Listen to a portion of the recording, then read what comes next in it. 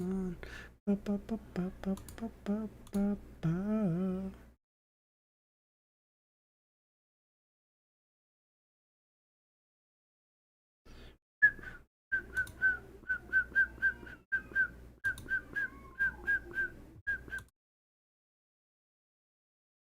Ever been.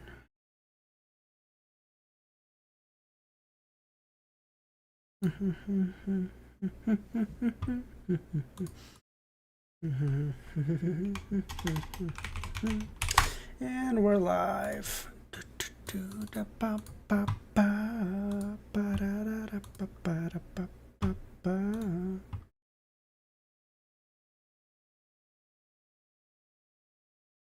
Luvion, how's it going, buddy? How you doing?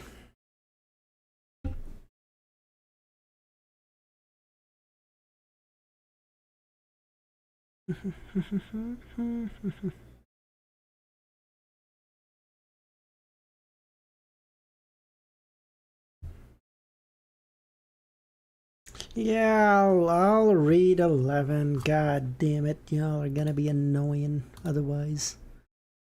Excuse me? Where am I?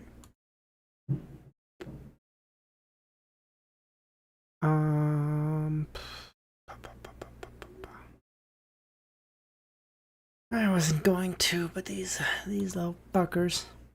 Do me a favor and block that hero guy while we check if he's spoiling on purpose. Sounds good, Kami. Ramiro, how's it going, buddy? Oh,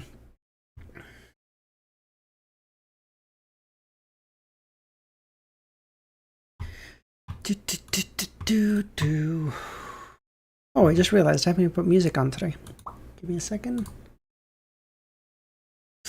Do we want to go back to Liza P? No, we'll go to Witcher 3 today. We'll go to Witcher 3. We'll go to Witcher. Go back. How's everyone doing this fine morning, afternoon, night? I don't fucking know.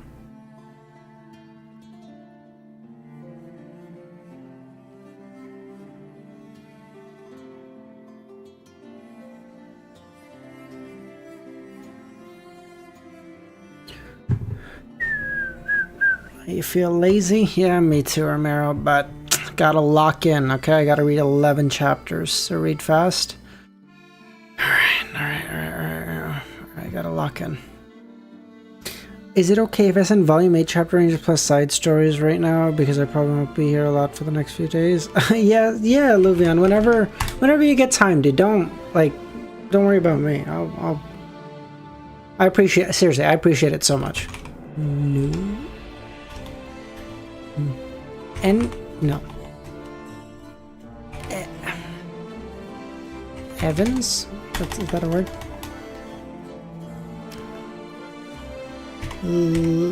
Liven. That was nothing. Great. Merlin, how's it going, buddy? How you doing?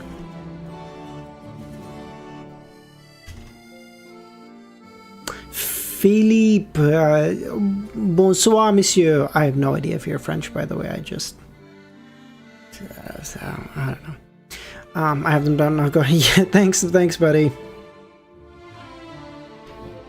I don't know why I assumed you're French. I don't know. It didn't seem like Philip to me. It sounded more like Philippe for some reason. Why? Couldn't fucking tell you. Maybe because I was talking to Kami. I don't know. So inert. Oh no, I think it's like this, right? So maybe it's any always has a thing with attract. Okay, I would like to say that it's more of a community thing than my thing. In fairness, Indians are like what is it, like 20%? What percentage of the what percent of the world population is Indian? Anyone wish to take a guess before I say it? Any guesses? Put them in chat.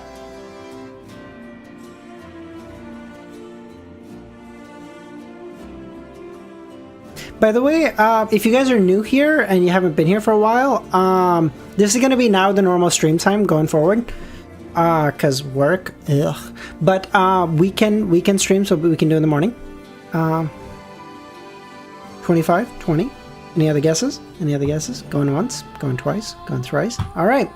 The actual answer is 17.78. Merlin, very close. So, I don't think the community is more than 20% Indian, I think. I don't think so. And even if they are, that's okay. You know what? I love peeps from everywhere. But I don't think the community is more than 20%. So, like, I'm really... In fact, I'm overrepresenting the French quite a bit here, actually. Because the French are actually, I'm going to assume, a really small percentage of the... France why is the first thing that comes up when I search up FR fraud? Excuse me? 68 million. Merlin or German? Okay, y'all are gonna hate me for this, but I still give it to German. I love Merlin, but he's not gonna be here for long enough. The volume ends in, or like the story ends in like 180 chapters. He's not gonna have enough. Gehrman has this whole mythos. Gehrman is this lunatic who showed up out of nowhere, and everyone in the fucking islands and everyone in the churches is scared shitless of this man. They're like, Gehrman Sparrow, he haunts children at night. If you don't finish your dinner, he'll come get you. And you're like, what the fuck?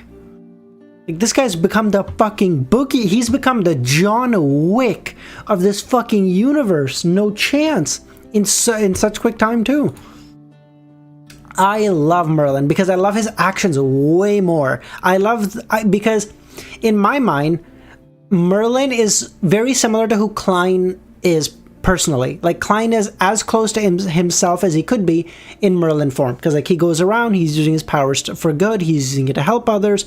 He can think of other ways to, like, digest the potion, but he's doing it in such a way because he wishes to help humanity. And I love that. I love that so much. All that being said, Gehrman's goated. Fours is like Gehrman. Mr. World is like, he's like super helpful. He's a blessed of Mr. Fool. Mr. Fool helps me all the time, but I'm so scared of him. I don't even want to talk to him. Like, bro, this guy is aura incarnate. It's crazy. Oh, hold on. I gotta turn on my fan. It's getting hot in here already.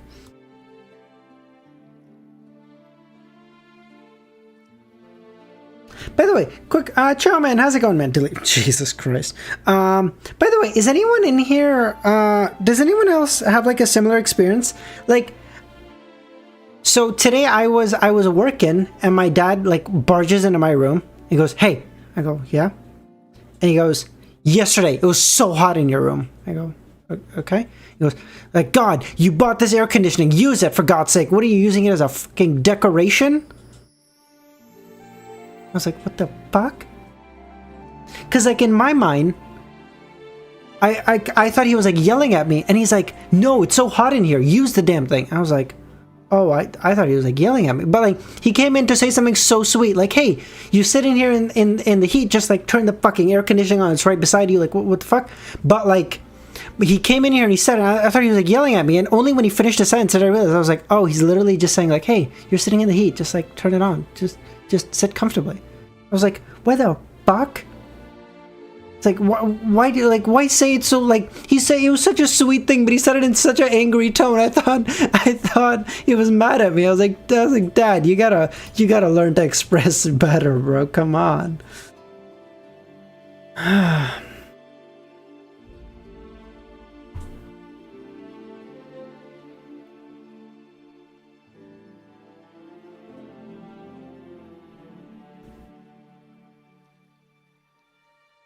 Yeah, no, like, I don't know, like,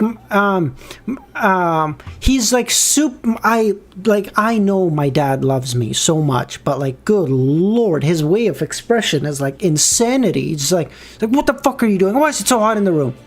I was like, what do you mean? Because like my room is like the sun, like fucking shines in through my window after like noon or whatever. So like, and then obviously the computer, like my room gets like hot as shit. That's why like I have the portable AC. Like we have, like our house has fucking air conditioning, but I have to have like a portable AC because my room in particular feels like it's fucking sauna. Your dad yells at you to eat. Yells at me to stop. Sorry. Hey there, I'm sorry. That didn't. Sorry, that caught me off guard. Bug, how's it going, man? How you doing? EBS is looking down on you. Well, you know what? I don't even remember your name, bitch. Get fucked. No. Arcuses. I think I do remember his name. Fuck. Shit. This is gonna be cool. I don't even know who you are. Damn, but I remember.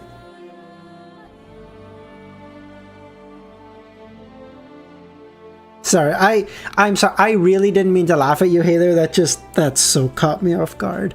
Because I was about to make a joke about Romero. I'm like, what the fuck do you mean you're not eating, bro? And then that so caught me, dude. How's everyone doing this fine afternoon or morning for most of you, I guess. EN, I'm not. So okay. Hey, I don't like to assume, and there's nothing wrong with being a little bigger. Okay, it's all good. Love for everybody. No problem.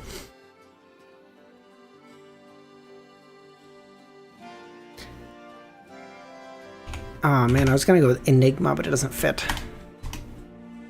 ENI.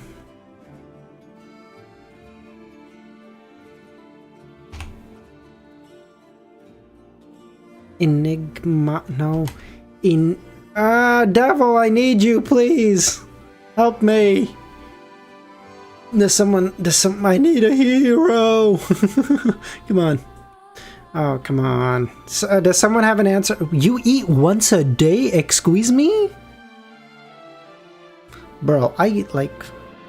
No, I have now now that I'm at home, I have like a really good eating schedule. So like because, okay, so my problem is I've been going to the gym regularly since like grade 12.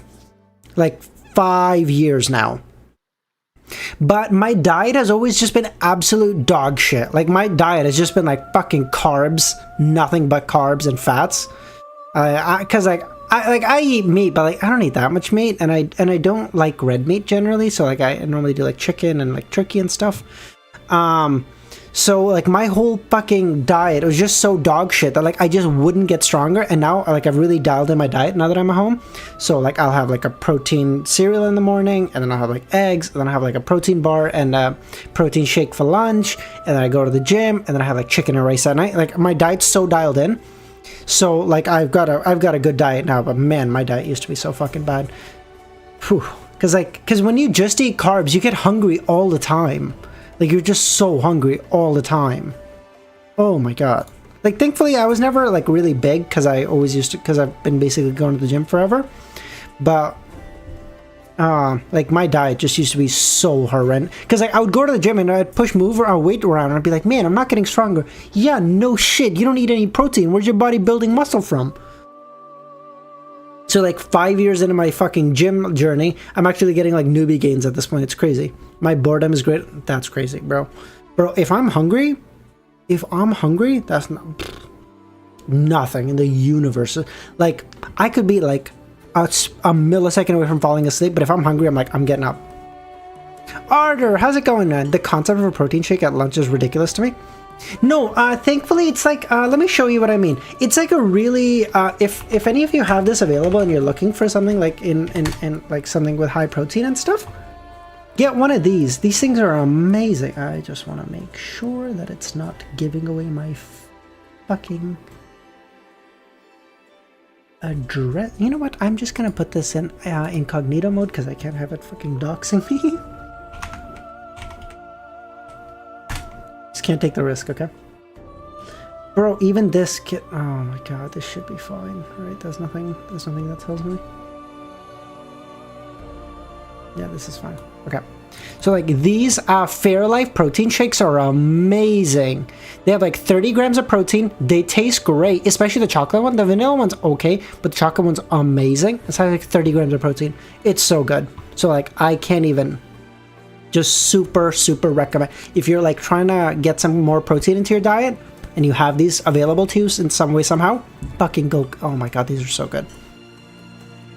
What are we yapping about? We're yapping about good diets and our eating habits.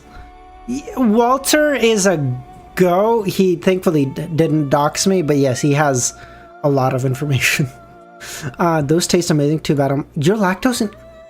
By the way, did you know? Hey there, I want to be really clear. I am not a doctor. Take everything I say with massive grains of salt. Don't take anything I say as advice. Huge disclaimer. But there have been studies done. I think the last one was done in the 90s because ever since people just don't want to do that. Lactose intolerance, you can actually work your way through. If you just constantly have lactose often enough, I think you kind of get, like, I think your body adjusts to it. It's weird. Yes. Again, take that with a huge grain of salt. And I'm not saying to do it at all, because I'm sure the consequences of that would be horrifying. Like you would have diarrhea for a long time. But technically, I believe it can be fixed, if that is a path you wish to go down. Wait, can I do that with red meat? What do you... Can you do what with red meat, Romero? Bro, you gotta fucking give me a question here. What is the... Do what? What is it? Yeah, no, it was a study done in the 90s. Like, it's been a while since I've... Oh, you're allergic? No. Allergies, I believe... So, again, so allergies, you can reduce the negative effects of... Again, not a medical doctor. Take everything I say with a grain of salt. Nothing's advice, okay? I can't stress this enough, okay? Especially because if Dr. Z comes in, she's gonna fucking tear me to shreds anyway. I believe you can only lessen the effects of your allergy. So, like, if you are allergic to red meat or, I don't know, fucking pick a thing, and you constantly give yourself exposure to the thing, you'll reduce the you'll reduce, like, the effects you have, whether you have, like, flares, whether you have, like, breathing issues, whatever it is. You can reduce them, but it's never going to go away because your body doesn't like the thing and there's no way to make it like it. Lactose intolerance, for whatever reason, seems to be a little different because lactose, I feel like it's like, Jesus Christ, remember, don't put that on me. What the fuck, dude? Lactose intolerance, I believe, is a little different because your body, up until a certain age, has the ability to metabolize lactose. But after that time, certain people get rid of that amino acid chain or however the fuck that works. Okay, I don't even know. But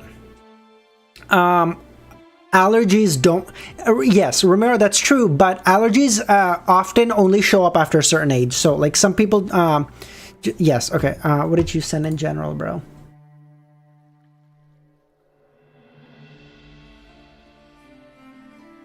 Motherfucker, you're sending me a Reddit post? This is your source?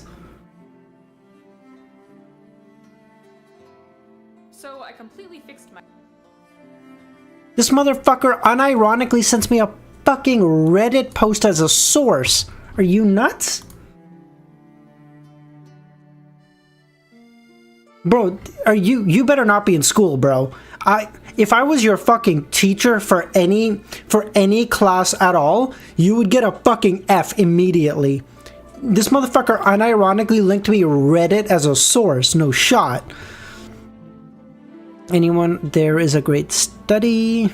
I'm gonna, if this fucking rickrolls me, I'm gonna fucking lose my shit. Fermented food diet increases microbiome, decreases that doesn't.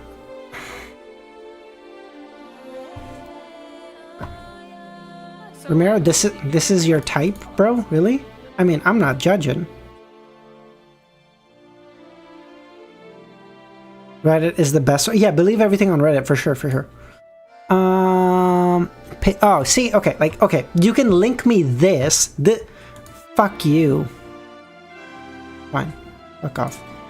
Colonic adaptation to daily lactose feeding and lactose maldigesters reduces lactose intolerance. No, not at all. Just the white hair, that's what's doing it for you, really, Ramiro? But yeah. Yeah, okay, and okay, this is the one I read this a long time ago, and I want to be really clear when I say I read this. I read the abstract, because a long time ago I was like 16, okay? Yeah, I remember reading of this a while back, and I was like, oh, this is really cool. By the way, did you also know the people who are lactose intolerance is actually the standard, and lactose tolerance is actually a gene mutation? Normal people are supposed to be lactose intolerant because, like, you're not supposed to technically have it after a certain age. It's just kind of not that great for you. But lactose tolerance is actually a gene mutation. Fun fact. Okay, now let's start reading. We have 11 chapters, and I'm fucking yapping. Also, biology facts today. What's going on with Lord of the Mysteries in Mondwa, next chapter 1? You're gonna have to ask fucking username that, and he ain't here. Yeah. He's gone. He's gone. Alright, let's go, baby. 1316, Unknown City.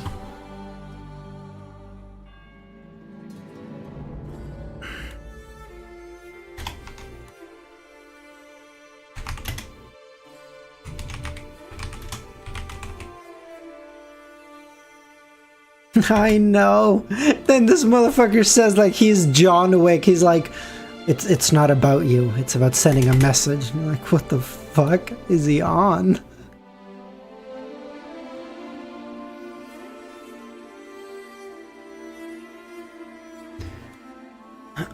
Okay.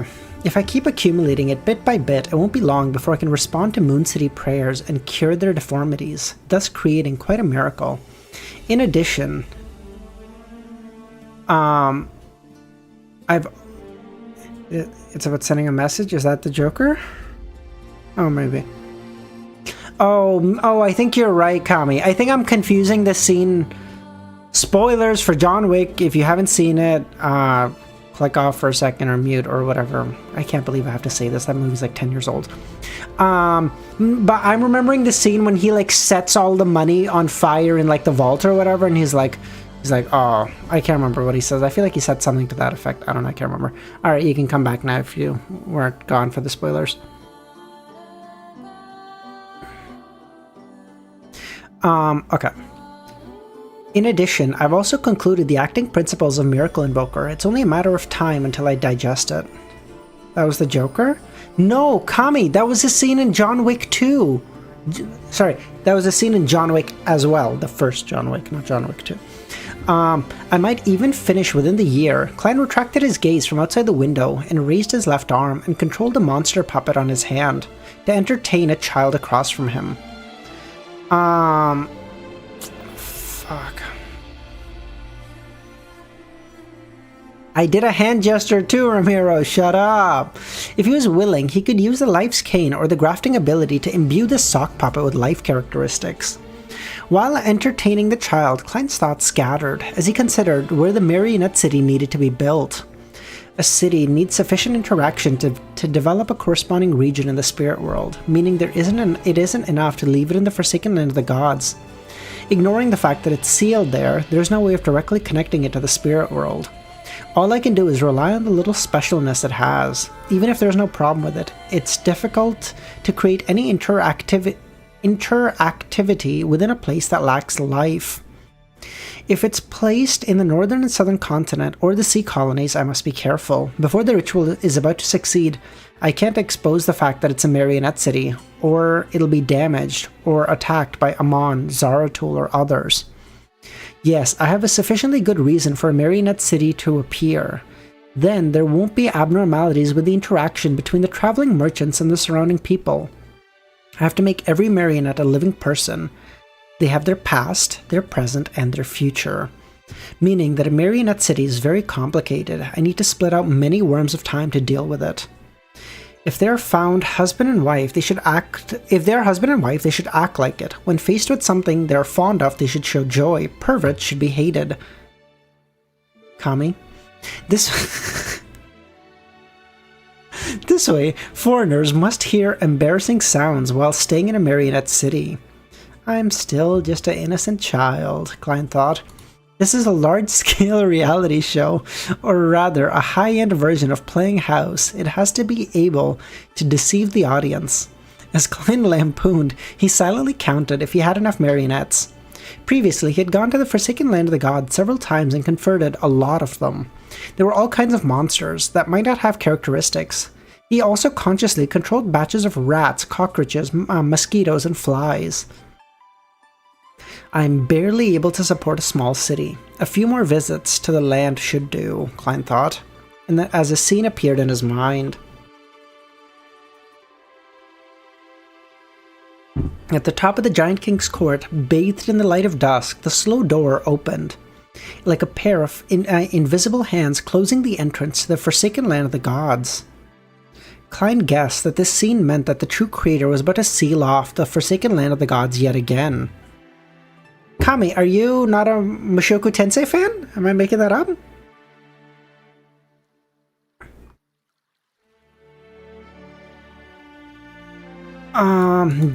Klein's eyes darkened as he vaguely guessed that this scene meant that the true creator was about to seal off the Forsaken Land of Gods. This was the prophetic ability that came from the angel level spiritual intuition. It was about to happen a few minutes or a few seconds later. No? Oh, I think I'm thinking of Kana. I think I might have fucked that up. I think I threw Kami under the bus for no reason. My bad. Fuck, I'm sorry. Wait, no, hold on. I fucked up. Hold on. Did the true creator capture Amon, or has he already given up? He once already sealed off the Forsaken Land of the Gods. Does he not want others to enter again? Isn't this too petty? Klein mumbled. Of course, he had barely enough marionettes. Even if he lacked them, he could make up for it at sea. Backland, Empress Burrow. Audrey had just changed clothes as she saw Susie walk in. What's the matter? You should be out on a stroll, Audrey said. During this period of time, she had been busy making use of the influence she had in a few foundations to help the workers, farmers, and veterans. She had allowed them to wait for a new job opportunity or for their plantation's production in a new season. She had met with Susie a lot less recently. At the same time, Audrey was guiding the workers of the lower social class status from the various unions to gather their strengths together. Her previous experience made her understand that counting on the kindness of the upper classes wasn't enough. A single person appeared puny and powerless. Only by summoning the combined strength of a large number of civilians could a balance be formed. The Lone Kingdom had unions in different industries a long time ago. Aw, love you too, Kami. Sounds good, buddy.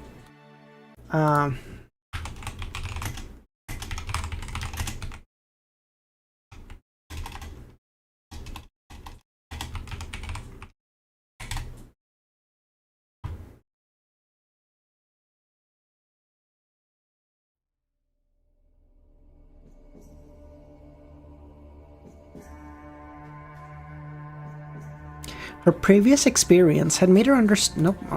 The Lone Kingdom had unions in different industries a long time ago, but the upper echelons of these associations were bribed. Susie glanced at Audrey with a normal expression. Miss Audrey, I'm becoming the president of the Psychology Alchemists. Eric Drake, I wish to meet you and discuss with you about becoming a counselor of the Psychology Alchemists. I'm at a nearby park.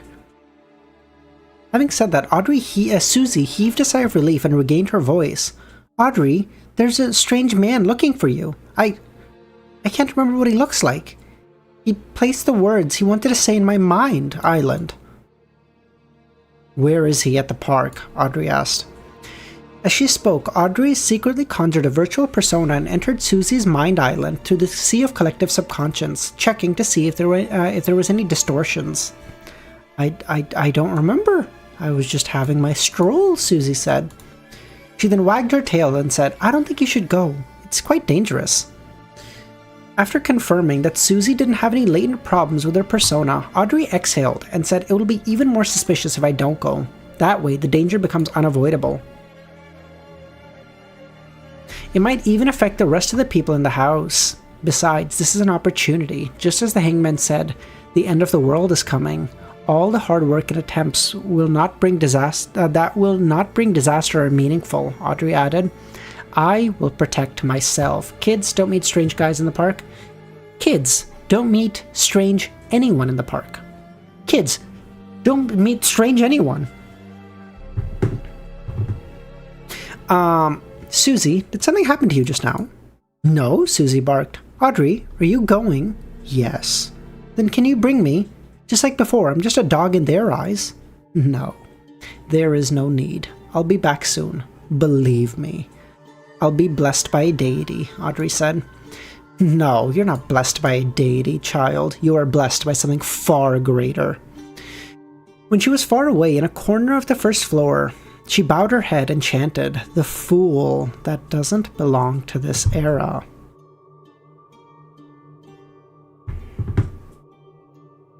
In the ancient palace above the Great Fog, Audrey is dragon, not a kid. Are you saying it's okay for dragons to meet random guys at the park, Arthur? Is that what you're saying? You want to be that guy? In the ancient palace, the figure sitting in the fool's chair looked at the newly formed prayer light and realized the believer was unfamiliar. It's identical to Miss Justice's home environment. I can suspect that it's a result of guidance created by a virtual persona. Miss Justice used this method to avoid any surveillance. A few seconds later, Klein entered Sephira Castle and allowed the worms of spirit to burrow into his body. Miss Justice is becoming more and more like a high sequencer. Oh, that is cool. Dragons. Romero, how dare you? Ever since the dragons were put in chains, they shrank in size. They are the last of old Valeria. How dare you? As soon as Audrey entered, she saw a carriage drive over. The carriage driver was an ordinary middle-aged man. However, in Audrey's eyes, the carriage driver didn't exist because he didn't have a corresponding island of consciousness or mind. In other words, the carriage driver was an illusion. A few seconds later, the carriage stopped in front of Audrey and the door opened. "Please come in," a male voice sounded. Audrey lifted the ends of her skirt and boarded the carriage.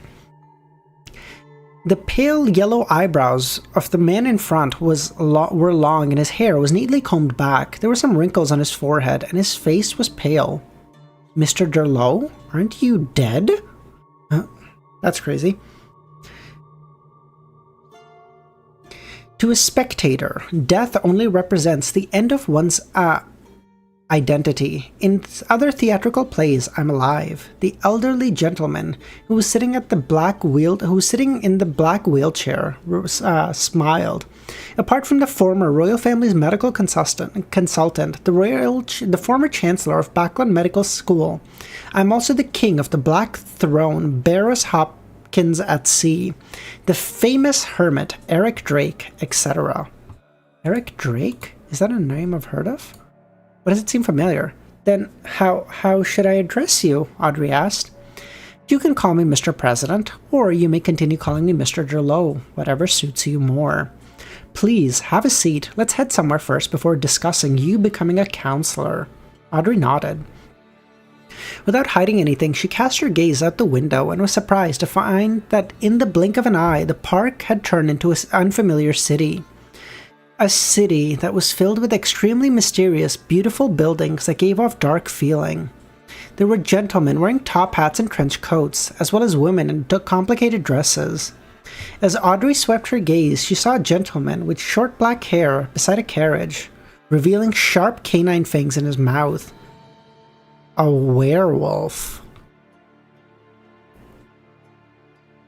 Bro, you want me to...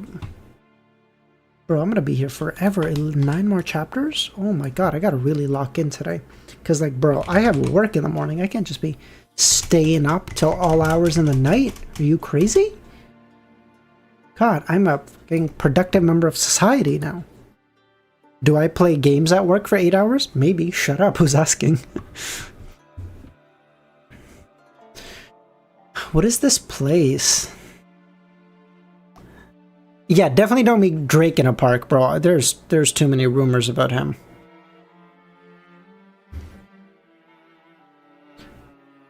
What is this place? Audrey asked. This is the city in everyone's heart. It's present wherever people are. In other words, you can enter this place from any corner of human society? That's right. No, Romero, don't even do that, okay? My Uncle Derek did unspeakable things. Everything here has a corresponding psychological symbol. They're called bestial desires. Bestial desires? Audrey repeated the word in her mind. Among the pedestrians there were werewolves, as well as upright bears, cats with lazy expressions, and a strange man with the face of a spotted spider, a huge mouse with red eyes, a python with its tongue sticking out, and a canine creature that studied every creature passing by it. They were either wearing a top hat or trench coat, or exquisitely complicated long dresses. The carriage traveled through the darkness, or traveling between the pedestrians and the buildings, arriving at a cathedral. Bro, is he bringing her to... I feel like he's... Am I crazy? Because I feel like he's bringing her to... Adam. Am I insane? The cathedral was more than 80 meters tall, propped up to some kind of numerous black columns.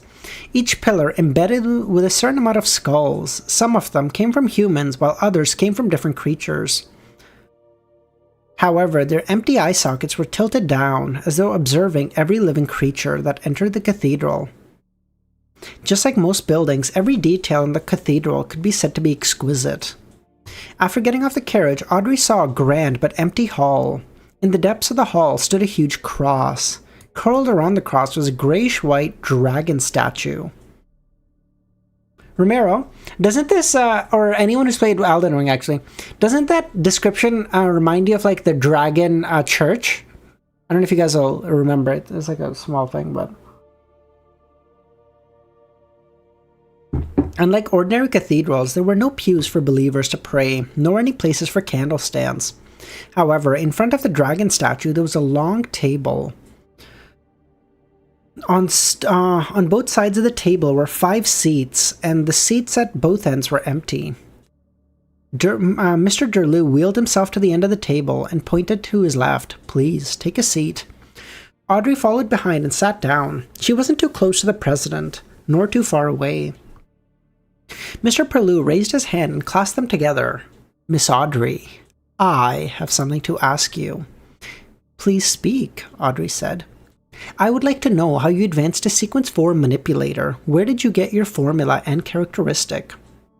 It was from a deal. A client wished to receive the help of a spectator demigod and paid the potion formula and characteristic as an advance. That actually happened? These generous conditions resemble a father finding an excuse to give his father a present. Can you tell me what kind of help you provided? Kill another demigod. In this matter, control of one's mind was rather crucial, Audrey explained. Her attitude was calm, very calm. Derlew's eyebrows twitched. And you succeeded? The results are obvious enough, Audrey said. Derlew sized her up, realizing that the noble girl on his left was a manipulator who could kill other demigods. Bro, she says the word? Angels show up out of no... I'm not even kidding, bro. Angels literally spawn out of fucking thin air. Craziest thing. Audrey read his mind and said, I was just one of the participants. Do you know where the client's potion formula and characteristic came from? No, he didn't answer me with regards to this question. Music a bit louder? Oh, yep.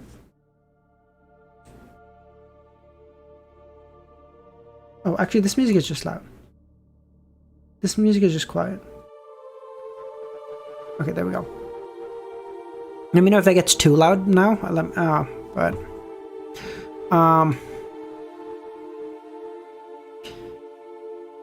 Can you tell me who he is? Derlu asked. Audrey had begun guarding against the other party's virtual persona from infiltrating her mind island, but she had yet to notice anything abnormal. This made her suspect that the other party didn't want to infiltrate her mind island. He just wanted to observe the fluctuations of the surrounding sea of collective subconscious. This concerns an agreement between us. I believe honoring one's promise is a moral standard that the entire world approves of. In mysticism, that comes into a deeper level of play. If you can't really trust me because of my inability to mention this, I'm willing to understand. I can only remain an ordinary member and use my contributions to exchange for psychological research material. Derlu smiled. Everyone has their own secrets. This is normal. What I need to assess is whether your secret will affect the safety of the entire psychology alchemists. Then can you tell me how you got to know such a client? He asked. I remember that I once reported that before joining the alchemists, I'd already come into contact with some people in mysticism circles and got to know some beyonders. The matter regarding Havin Rambis's disappearance, which stemmed from the investigation of Forz and Geo, was something both parties had never talked about, but certainly acknowledged. Is Romero the... Shit, Romero's the only mod right now. Oh, God. Even Nagito isn't here. I don't know. It's fine, we'll be fine.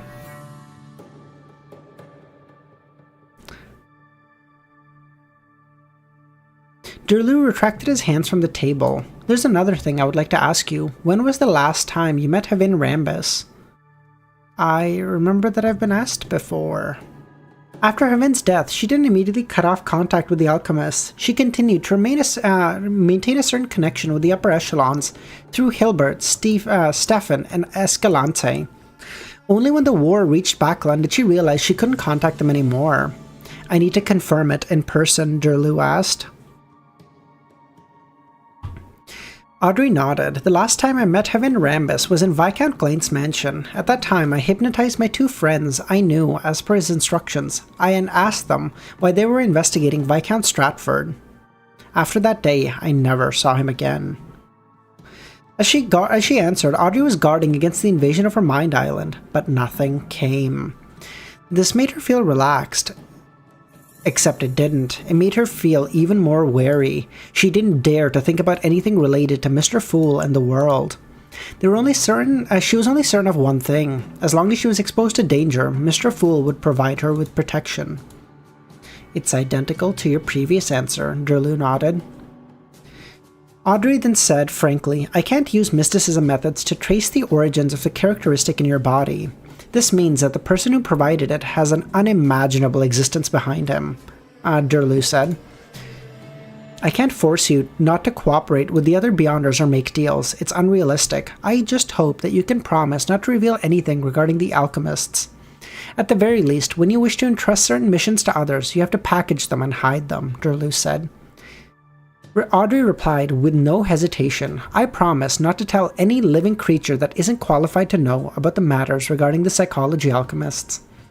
Well, that's true, but like in her mind, Mr. Fool is qualified to know everything. He is an existence at the level of a god, maybe higher.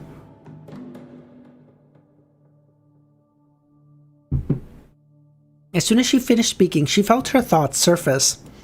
These thoughts intertwined, turning into an illusory net that seeped into Audrey's mind island. As this restriction net came from Audrey's spirituality, she would be incapable of removing it even if she became an angel. She would only lose the intention of talking to the psychology alchemists when she faced non-members of the alchemists or people who weren't qualified, and she wouldn't realize it. He didn't invade my island. Just my words alone made the promise turn into something substantial. Of course, she didn't restrain herself, as being surprised by such means was an instinctive reaction. At this point, she suspected that either there was something wrong with this city that existed in the heart, or Derlu wasn't just at the level of a saint. He's probably not. This guy sitting so calmly in a wheelchair in front of a manipulator, and he's like, shit hits the fan, I got it. Yeah. From now on, you are a counselor of the psychology alchemists, Derlu said. You can choose a persona mask as your codename. Persona? Persona 5? As he spoke, 7 greyish-white masks appeared, rather illusory and cold. 5 of them were placed in front of the corresponding seats, as though they had already been chosen. The remaining 2 masks are Wrath and Pride. They come from the Holy Bible of the Creator from the Third Epoch. The Holy Bible, the Creator from the Third Epoch, ASG. Audrey thought for a moment before reaching her hand out to a mask. I choose Pride. Derlu looked at her and chuckled. That was the choice Havin Rambus made back then as well. 7 deadly sins. She is Escanor! True, my goat.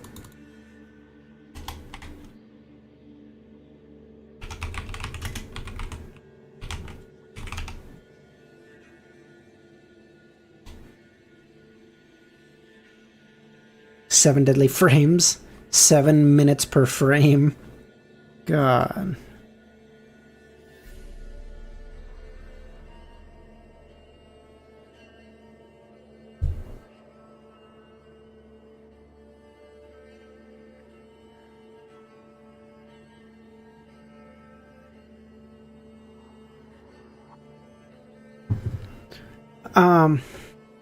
Okay. Audrey's right hand paused for a moment before returning to normal.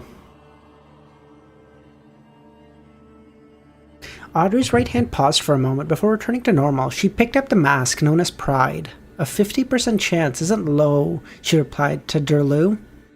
This was to say that picking up the mask that Havin had worn wasn't a surprising coincidence. With that said, Audrey wore the mask on her face. Almost instantly, she felt that she had an additional virtual persona that appeared in her mind island, not stemming from the outside world, but rather a magnification of what she knew. They received very little education. They have to make the right choice under my guidance.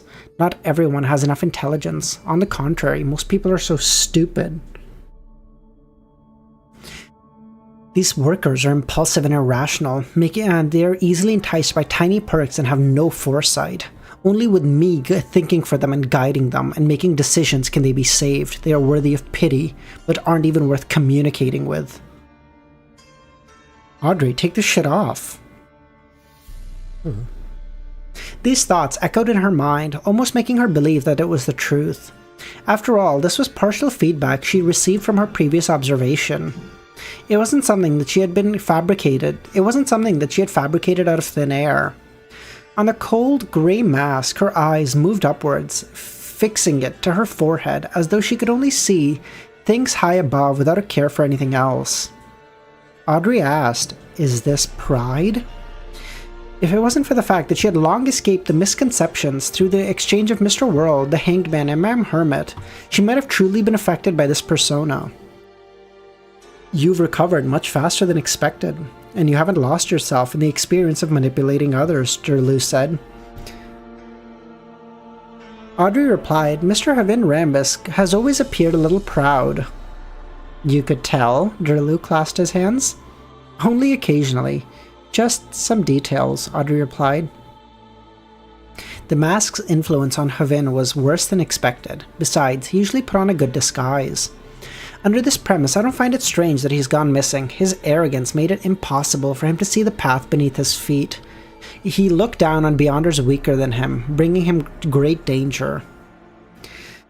Audrey then asked, "These 7 personalities amplify the corresponding knowledge and emotions to help us realize our own problems so that we can deal with them. At the same time, they also bring negative effects and change the wearer's personality?" In the mind domain, it is difficult to obtain external help that's pure. One has to have internal strength to avoid the corresponding negative effects. That wasn't 20 minutes at all. That certainly wasn't 30 minutes.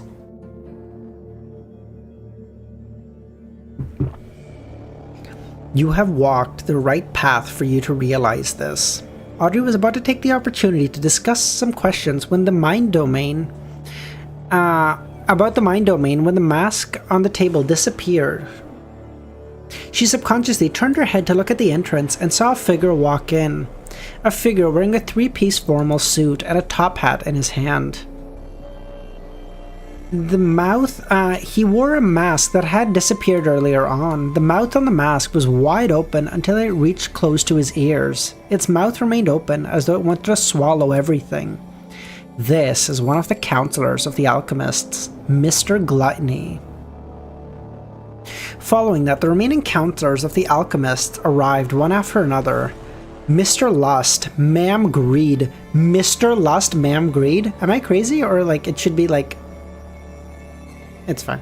Mr. Lust, Ma'am Greed, Ma'am Sloth, Mr. Envy, Mr. Envy, Mr. Envy, me on bad days. As a senior spectator, Audrey was the first to notice the difference in her mask. Wait, who was Lust in Seven Deadly Sins? Gother?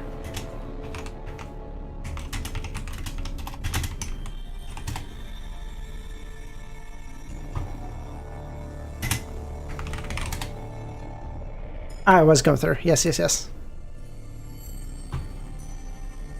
Woman in... Ah, Full Metal Alchemist. Thank you, Kami. Oh, yes, you're right. Okay, that's what... And plus, Gother is... Was Gother a guy or a girl? I can't remember. Because... Gother was a guy, but the doll was a woman?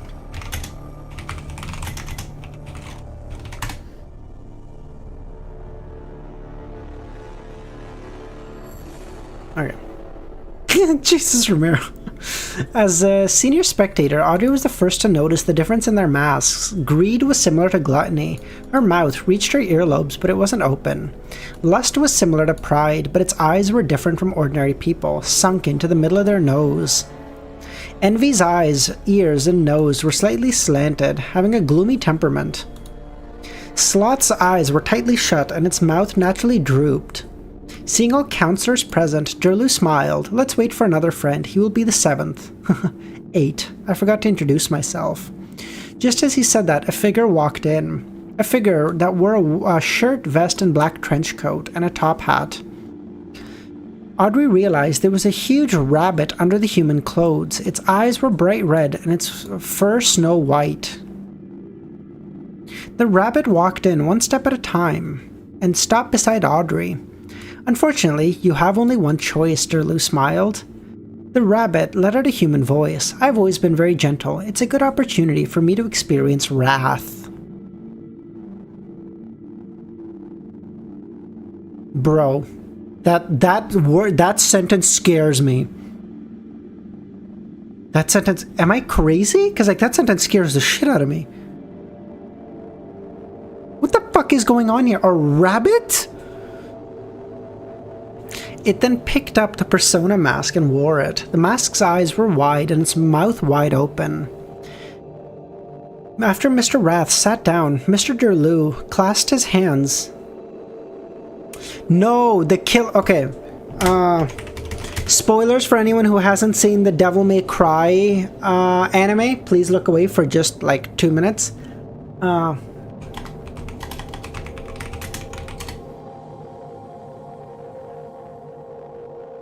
Tell me, yes, Ramiro, yes, you got there, very good.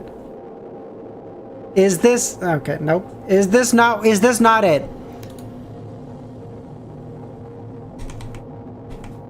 Is this not it? Monocle, he's actually a Mon. Oh my god, cooked.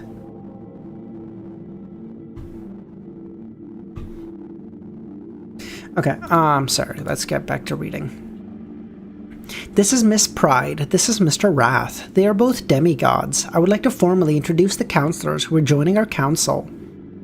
In addition, Miss Pride will be in charge of the greater Backland area. You may, after that, he looked at Audrey and said, you may not be aware, but we are rooted in the masses of the psychologists, psychiatrists, and the corresponding aficionados. Our strength is mainly concentrated in large cities. The rabbit from Beastars? Oh yeah, give me 1 second. Therefore, every counselor is responsible for the city and its surrounding area. Rabbit Beast Stars? That's just such a cute rabbit. What does that have anything to do with it?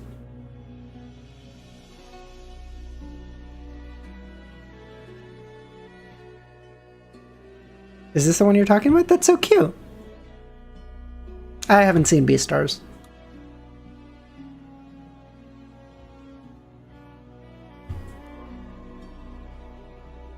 I don't know the... Am I supposed to know the rabbit lore? Why do you say that like it's common shit? Excuse me? Mr. Durlu then continued, Mr. Wrath is in charge of the Lenberg capital, Azshara. Mr. Lust is in charge of the Intis capital, Trier. Ma'am Greed is in charge of the Faesac capital, St. Malome. Miss Sloth is in charge of the Fainapotter capital, Fainapotter City. Mr. Envy is in charge of the Intis Republic's Tilisi City. Mr. Gluttony is in charge of the Lone Kingdom's Constant City. Our psychology alchemist's mission is exploration, discovery, and research. We do not care about affecting the scope of the member numbers, resources, and etc. Therefore, we do not have any counselors in the Fog Sea, Berserk Sea, Sonya Sea, and Southern Continent. Of course, there will often be members who go out to the sea to explore, in search of ancient history. Oh, I forgot to mention that I am the king of the Black Throne on the 5 Seas.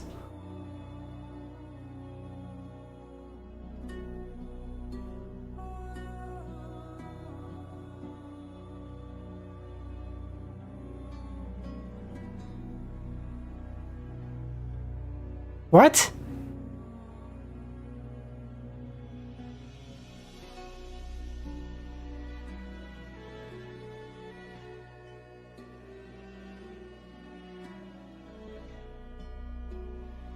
St. Malome, Constant, Tilisi, nearly half of the councillors are in Midseashire. Audrey sensed a problem. She came from a noble family and had a good education, no stranger to the geographical location of every city in the northern continent. She knew that St. Malome, Constant, and Tilisi were big coastal cities of Midseashire. Although they couldn't compare to the 3 major cities of Backland, Trier, and Fainapotter, each was quite large. Furthermore, there were many medium-sized cities around them. This made the Midseashire coast the most vibrant economic zone in the northern continent, an area with a huge population. Under such circumstances, it wasn't too surprising that the focus on the alchemists was placed on Midseashire. Audrey generally didn't think that the alchemists were too interested in expansion. After the counselors got to know each other, Durlu turned his head and said to Audrey, Miss Pride, due to the war, Backland's alchemists have suffered great losses. We have lost contact with many members. I will give you a list in the future. You will be in charge of confirming the whereabouts of the members and reorganizing them. In the process, I suggest that you don't use your real image and name to finish the task. Create a persona to find them. Havin didn't do well in this aspect. I think he was too proud. Audrey nodded. The second thing to discuss is the whereabouts of the Mind Dragon in Eastchester County. The dragon worshipping customs of the Hartlarkath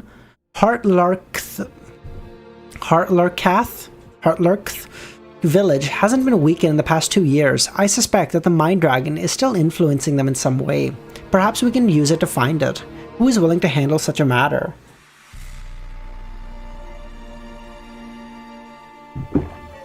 After raising the question, he recalled the newly joined Miss Pride and Mr. Wrath didn't have enough knowledge on the corresponding situation.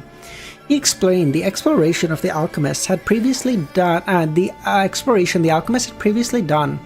as well as the problems that the entire archaeological team encountered.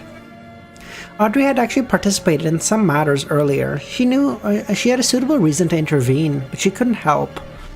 It wasn't that she didn't want to hunt the Mind Dragon, but instead she wanted to communicate with it and grasp more knowledge. However, she wasn't in a hurry to raise her hand. This is Lone's matter. It's not suitable for us to interfere, Mr. Lust said, unless Miss Pride and Mr. Gluttony are busy. Audrey waited and said, I will try to investigate, but I need some more information. My god, I still need to do 8 more chapters? I basically need to do a full stream now. Oh my god, this is the wrong screen. Alright. Lock in. We're good. We're making good time. We're making good progress. By the way, how's everyone doing? Almost at the end of the week.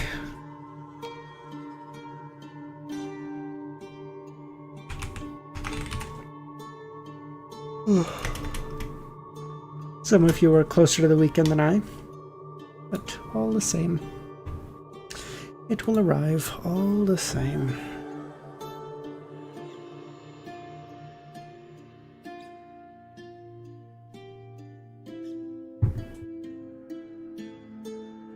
Seeing that Audrey was willing to attempt the investigation, Derlu nodded. I'll give you the information later.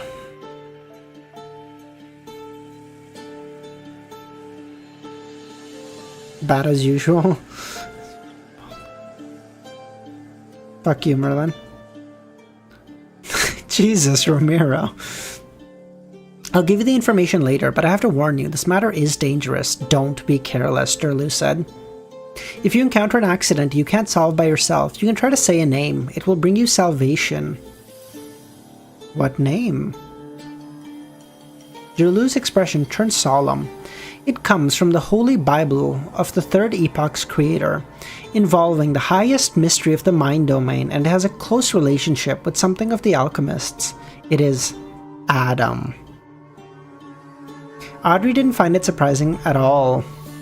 Derlu didn't explain. He instead said, as a counselor, you should be in charge of a Grade 1 artifact. However, you and Wrath have just joined, so there must be an observation period. Besides, the former committee members of the Backland region, Heaven Rambus, has lost a rather important artifact. We are considering whether to change the usage of the artifacts and allow it only via application in the future. In other words, all artifacts will be kept in this Mind City. You won't usually hold on to them, and can temporarily use them after an application. There is a very serious flaw in this method. That is that we will not be able to deal with any sudden accidents, be it enemies or monsters, when we encounter them. We will not have the time to apply and receive this sealed artifacts. I believe the current method is good. Everyone wields a Grade 1 artifact to deal with accidents. If there is a need, we can apply for others. That was indeed better in the past, but now you don't have to worry.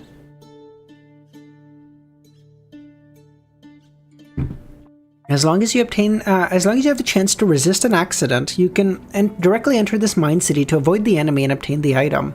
If there's no chance, just as I said, reciting the name Adam will do. He just said Adam twice. That entity is watching. Then how do we enter without your invitation? Mr. Envy asked. From this council meeting forth, you can take your persona mask out of this city. No matter where you are, as long as there are at least 2 people around you, yes, other than you, you will be able to enter the city by wearing the mask. There are these 7 masks are illusory. They're closely collected to what is happening to me? They're closely connected to what you know, and there is no need to store them in a special way. With just a thought, you'll be able to take them out of the sea of collective subconscious. Will bringing the persona mask out of the city affect our mental state and personality?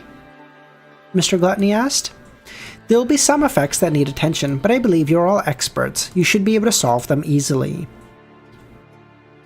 Audrey was a little worried that these persona masks had something to do with Adam, but she didn't dare think about it in this city, forcing herself to rein in her thoughts. I can accept the 2 safekeeping methods of the Grade 1 artifacts. I'll wait patiently until the end of the probationary period. Miss, aren't you proud? Miss Sloth asked. After discussing the Mind Dragon in Eastchester County, the other 5 counselors began introducing things they were paying attention to. During this process, Mr. Gluttony, who seemed to be capable of eating an entire cow at any moment and wore 10 rings, said, the constant region hasn't been peaceful recently. There have been many miracles happening one after another. Why is that a bad thing? Bro's a generational hater. He's like, I didn't get my wish granted, so other people getting theirs is no good. Like, damn, bro, you can just be happy for others. Why the fuck do you like this?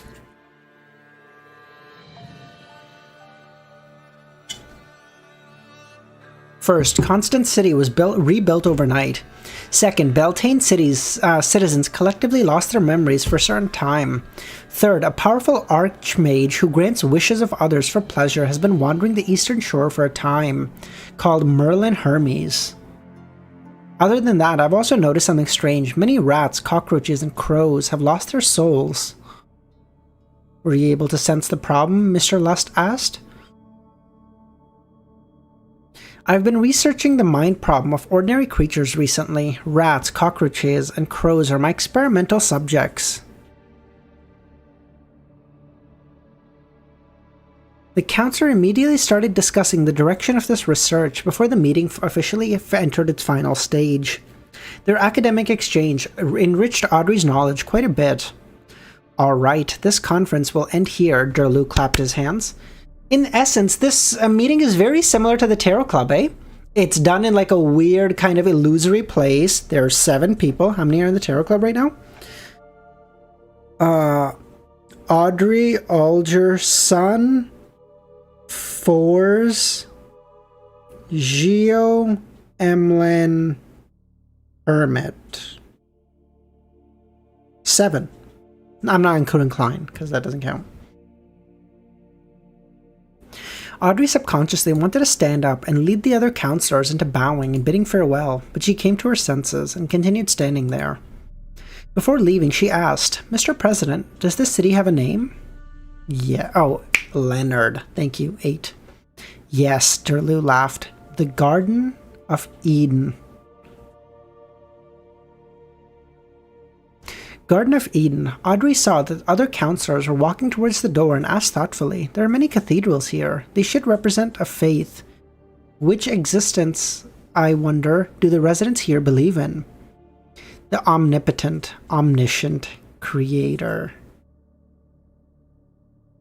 Garden of Eden, the omniscient, omnipotent creator. If this wasn't created by Adam, I'll write my name backwards, Audrey thought. Wait, no. Above the grey fog, inside the ancient palace, Klein looked at the crimson star representing Miss Justice as he muttered to himself. In addition, to recite Adam's name when faced with danger as a response would indicate a problem, without ever concealing anything. Ever since Miss Justice entered the Garden of Eden, a true vision provided by Sephra Castle had been suppressed. Klein could only use Audrey's point of view to observe the surroundings, like how it had been with Queen Mystic. To a certain extent, this also showed the status of the Mind City. Klein tapped the edge of the table and conjured his thoughts. This wasn't something that he couldn't analyze based on his own thinking. Instead, when facing an existence like Adam, he needed to ponder and analyze every detail. Thus, the words that formed on the paper helped him to read them back and forth so as to notice any missing details. Basic premise. Adam has become a Sequence 0, using the full-scale war from before. By becoming a true god, he is now known as a visionary. Miss Justice happened to become a Sequence 4 manipulator after Havin's death, she may be able to convince others, but not Adam. What does Adam want? Setting up a Sequence 4 saint doesn't match his identity as a visionary, unless he has a ploy. His real target is the Mind Dragon? Or is it me? Care and vigilance must be enhanced. We cannot be careless. In the Garden of Eden, the cathedral that the psychology alchemist counselors were using is similar to Adam's corpse cathedral. That's what I was thinking. But only a little similar. The stone columns on its interior are inlaid with skulls. There's no corresponding layout inside, and the color is dark black and gloomy. What does this mean? What does the grayish-white dragon coiling around the cross symbolize? The first step in resurrecting the creator? Adam is a visionary. If his father, or the original creator, returns, he would be the first to be unlucky. He is willing to sacrifice himself? The meaning of being zealous?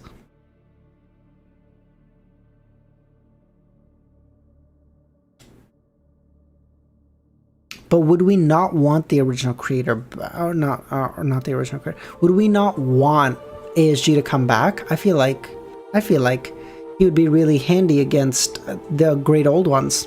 He could like fight like 3 of them at once. Why do I think so? I don't know. Am I making it up? Probably. Shut up.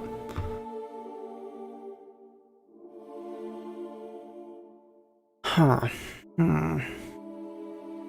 That rabbit is suspected to be Hermes. However, as an angel of the spectator pathway, it doesn't make sense for him to not be able to remove Miss Messenger's transformation curse after so long. Oh, oh God. Oh. The president of the alchemists, Durlau mentioned that to the spectator, death is only represented by the end of one's identity. He can still participate in other plays. By combining these two together, does that mean that the spectator pathway reaches sequence 3 or 2? They can separate their identities they once held and make them living people? It does look like the preamble to becoming a visionary. The rabbit that Hermes turned into after being cursed was separated as an identity, which later became directly participating in the psychology alchemists. What does he want? Back then, when the Twilight Hermit Order communicated, he was sitting beside the Emperor. After Klein was done, he put down the fountain pen and read the contents a few times. In the end, he could only decide to continue observing. At this moment, Audrey had already taken the carriage and exited the Garden of Eden and returned to the park in Empress Borough. She wasn't in a rush to pray to Mr. Fool, hoping that there would be a better way to seal the Pride mask.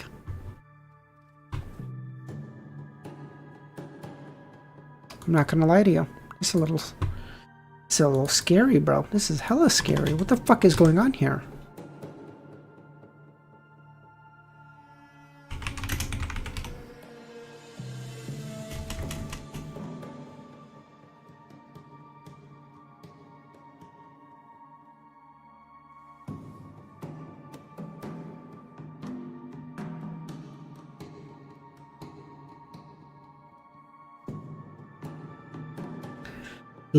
No, dude, like, I can't even, like, Adam is so scary. Like, at least Amon, like, as much as a piece of shit as he is, like, he's nice enough to have the monocle, because it's like a tick, where, like, he's like, hey, you may not know who I am, but, like, if you see a monocle on a right eye, I'd start shitting my pants, okay? Adam doesn't have anything. Adam just sits back, he's like, am I right beside you? Maybe. Am I watching you? Maybe. Who knows? Roll the dice. See what happens. Oh. Susie was standing by the door, waiting for Audrey to return. At that moment, the golden retriever immediately went up as soon as she saw her approach. Is it over? She asked. Is there anything I can help with? Susie pressed. Not yet, Audrey replied. Due to Susie's concern, she recalled her previous experience, but due to her surprise, she realized that she couldn't recall the image and the name of the psychology alchemist president. To even recall the information that she had learned from Gehrman, she had to focus quite a lot.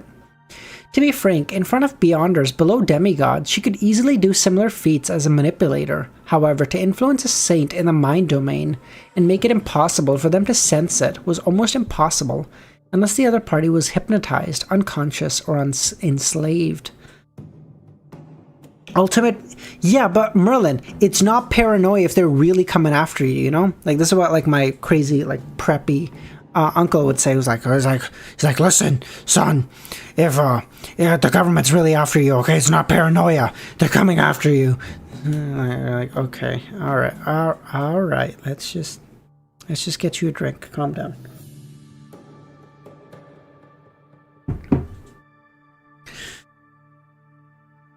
That gentleman's level is higher than I expected, Audrey controlled her thoughts. She gave Susie a look and got the golden retriever to stand at the door. As she outlined the mask, just as she was thinking about it, she felt a sudden fluctuation in the sea of collective subconscious. With a thought, Audrey reached out her left hand and grabbed it. An abnormally cold, grey mask. As long as I seriously think about it, this mask will come to my side. Or should I say that it has already existed and has been following me all this time. Audrey then signaled with a thought to make the mask vanish. Audrey couldn't determine where this mask had gone. Why did it appear in such a timely manner so quickly every time? This made her wary. She decided to pray to Mr. Fool to make the wish of sealing the mask. Just as she was thinking of doing a few more experiments, she saw the collective sea of subconscious begin to resonate without using her Beyonder powers. A beam of light came from afar as it grew larger and more obvious, turning into a letter. A letter that stopped in front of Audrey's mind island, as though searching for a path to complete the delivery. Audrey naturally wouldn't let any foreign objects enter her mind world. She reached out with her left hand and touched the letter. Seeing that her fingers were about to touch the surface of the letter, she stopped. Don't touch anything in this world rashly. Especially so for the mind domain. With this in mind, Audrey produced a virtual persona and put on the black long, veiled glove, Hand of Horror. After making the preparations, she reached out to grab the letter and watched as it peeled away its outer layer and flipped to the page. All the information related to the Mind Dragon in Eastchester County.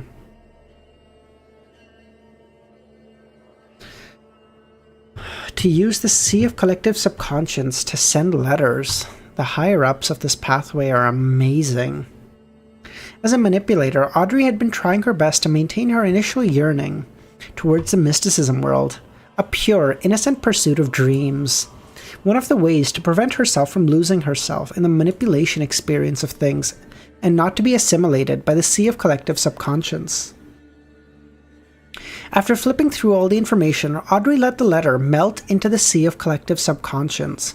She was still in no hurry to pray to Mr. Fool. According to her previous arrangement, she went out to be busy over other things. At dusk, before the banquet at home began, she found some time to quickly make a prayer in her bedroom and make a wish.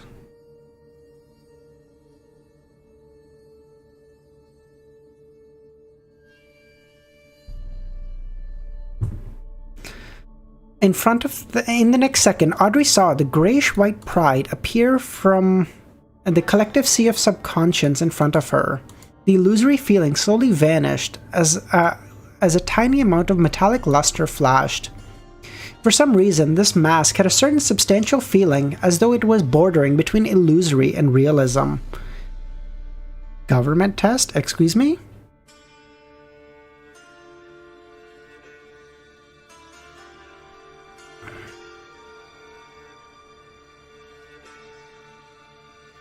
What do you mean government test?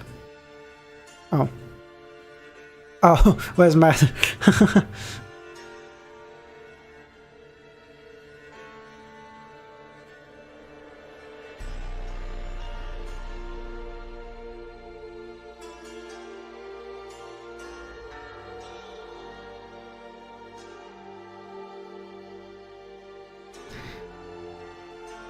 This meant that it was isolated from Audrey's mind island in a physical sense. Of course, it had lost the ability to return to the Sea of Collective Subconscious.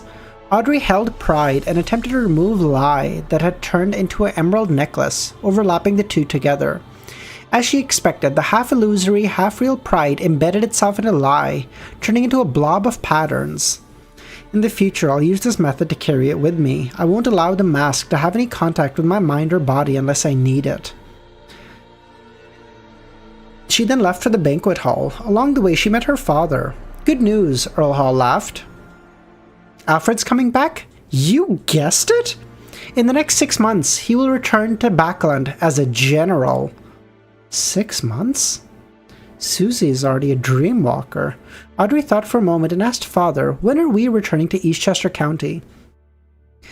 Audrey's sitting there, she's like, oh, a general. Wow. Decent. I mean, I became a saint. You know, it's not a competition or anything. General, like, really cool. Like, I'm sure you worked really hard for that. I fought a fucking dragon. As the war had just ended and there were many things in the kingdom that needed to be done, the nobles that didn't return to their respective fiefs during the New Year's, they remained in Backland all this time. Earl Hall nodded and said, about April. In the ancient palace above the grey fog, mind mail. Be careful of viruses. Don't touch them without thought. Klein sighed. He then threw the curtain that represented the attendant of mysteries characteristic into the junk pile, allowing it to cover all the items there. Dude, seriously, I'm telling you, like, how fucking cool would an item like the curtain be for like a new Beyonder to have? Like, it is an entire pathway just short of God set. 9, 8, 7, 6, 5, 4, 3, 2, 1. Everything is in there. You're so goated. Oh my god.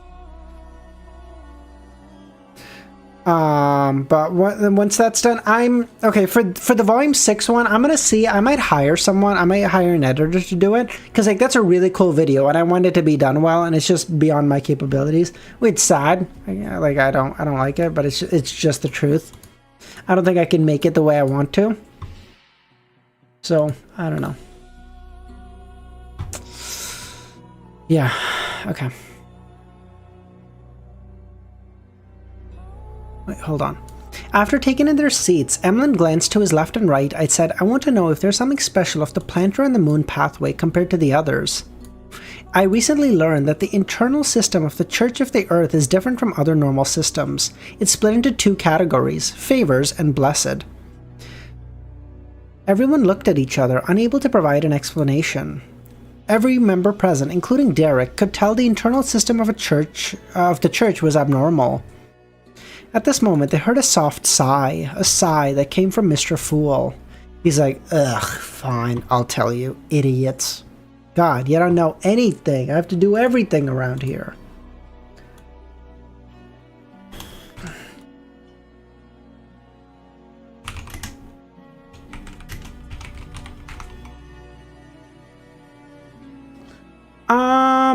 I thought about hiring, I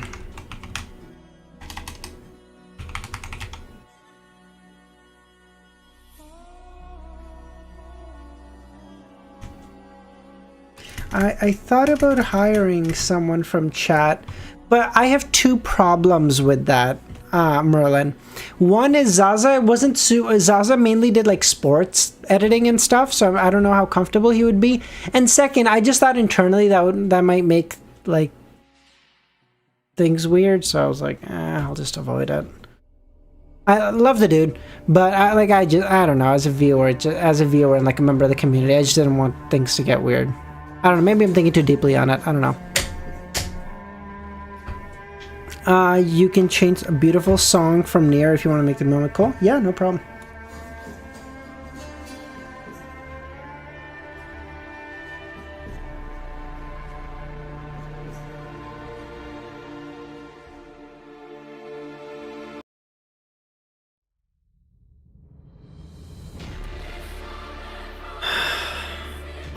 Okay.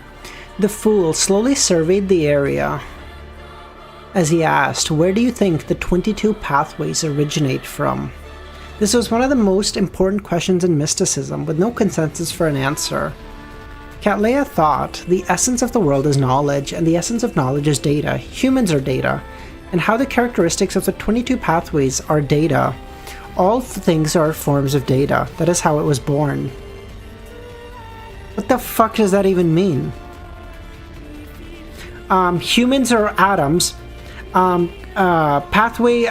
Potions are atoms. So atoms were how things were made. That's not an explanation, you idiot.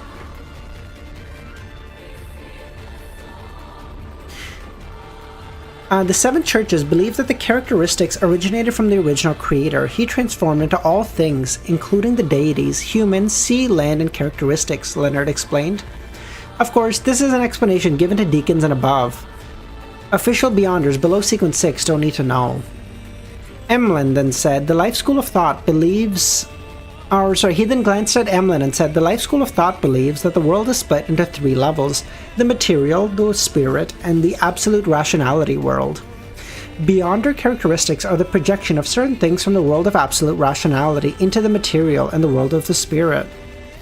Therefore, characteristics can't be destroyed, only reassembled. From the looks of it, the world of absolute rationality that they promote might be referring to the rivers of fate. Klein thought of Will Septon, but remained silent. Emlyn then turned a glance at the star and said, as one of the rulers of the second epoch, us Sanguine believe that characteristics come originally from the original creator. Then the various characteristics accumulated and produced the ancient gods. The gods then created different races. This was the Sanguine's explanation. Audrey nodded. Although there are many explanations for the origins of the characteristics, most of them point to the original creator. The Orthodox churches, Aurora Order, and the City of Silver share such a belief. In other words, characteristics originating from the creator is quite a prevalent understanding, Audrey asked. Roughly, Alder said. Klein, the fool, then sighed, not all of them. MT, how's it going, man?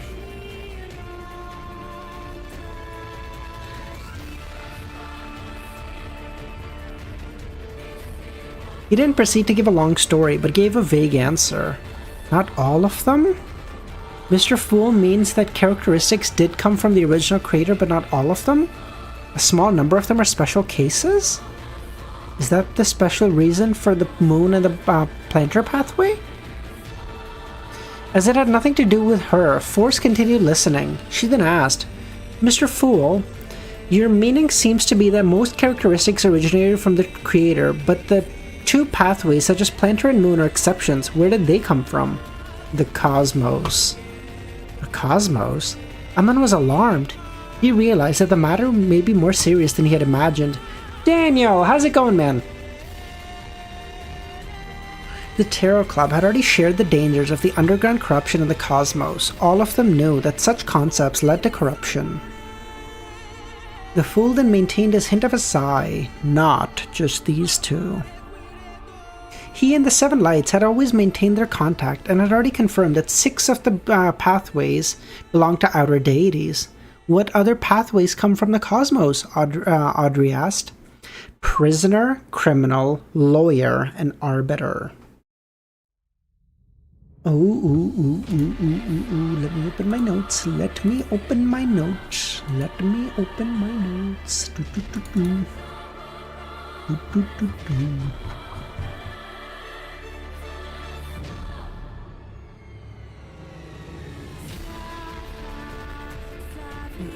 Okay.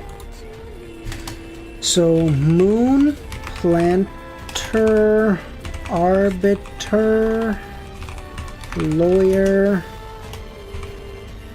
criminal, and prisoner come from the cosmos.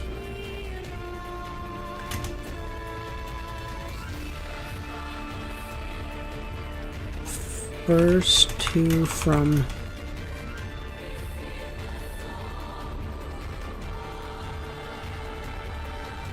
Son of Chaos, latter two from Mother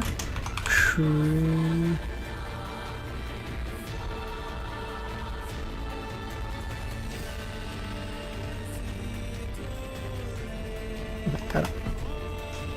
Get it. What's there say? I know, Daniel. So goated.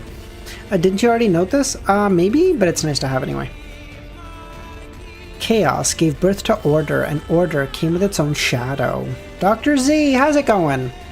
Arbiter. Force turned her head to look at Geo. She, who had just thought this matter had nothing to do with her, could only watch and not worry about it. Mr. Fool, I don't sense any abnormalities, nor have I received any divine epiphanies, other than those from you, of course, Geo said. The Arbiter and lawyer pathways are relatively better. Take note of the sentence about chaos and order? Oh, okay.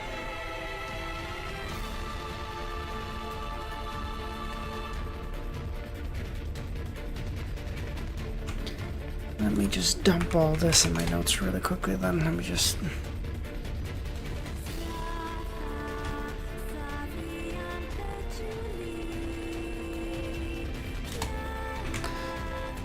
So...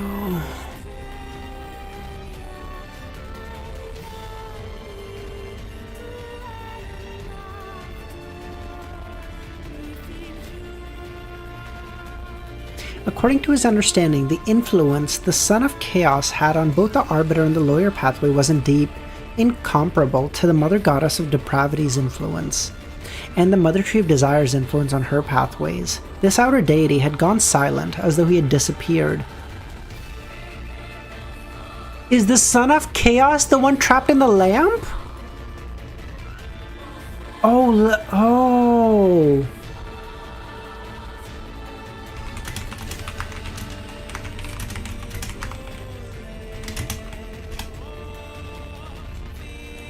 He went silent. Oh, maybe. Forrest and Geo secretly heaved a sigh of relief. At the same time, they became more wary. With Mr. Fool not explaining further, Emlyn composed himself. The uniqueness of the planetary moon pathway come from the cosmos. The divine epiphanies I sensed are a form of corruption? Likely, the Fool said. I've already grasped the names of the high sequence potions of the planetary moon pathway. I'm puzzled about 2 of them.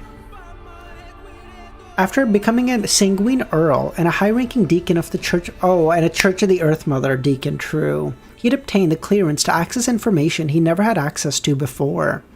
Seeing the other members of the Tarot Club, the world raised his hand to pinch his chin. Emlyn thought and said... Oh, let me get my shit open. The moon pathway is as follows. Sequence 3, High Summoner. Knew that. Sequence 2, Life Giver. Oh shit, that's a cool name. Sequence 1, Beauty Goddess. The planetary pathway is as follows. Sequence 3, Pallbearer. What is Pallbearer? I don't know what this is.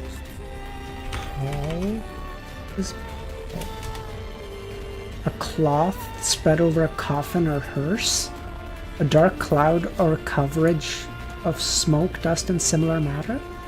Interesting. Okay. Pallbearer. Desolate Matriarch. Nature Walker. Bro, Nature Walker? Bro, digesting that potion's gotta be a cakewalk. Are you kidding me? Are you kidding me?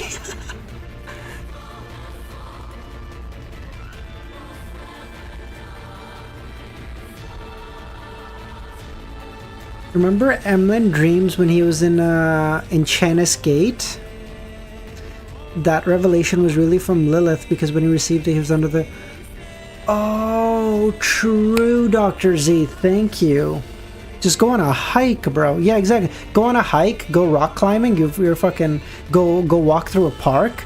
Oh my god. Go be a fucking hippie for 6 months. Done. Easy work. Like, oh my... Wait, hold on.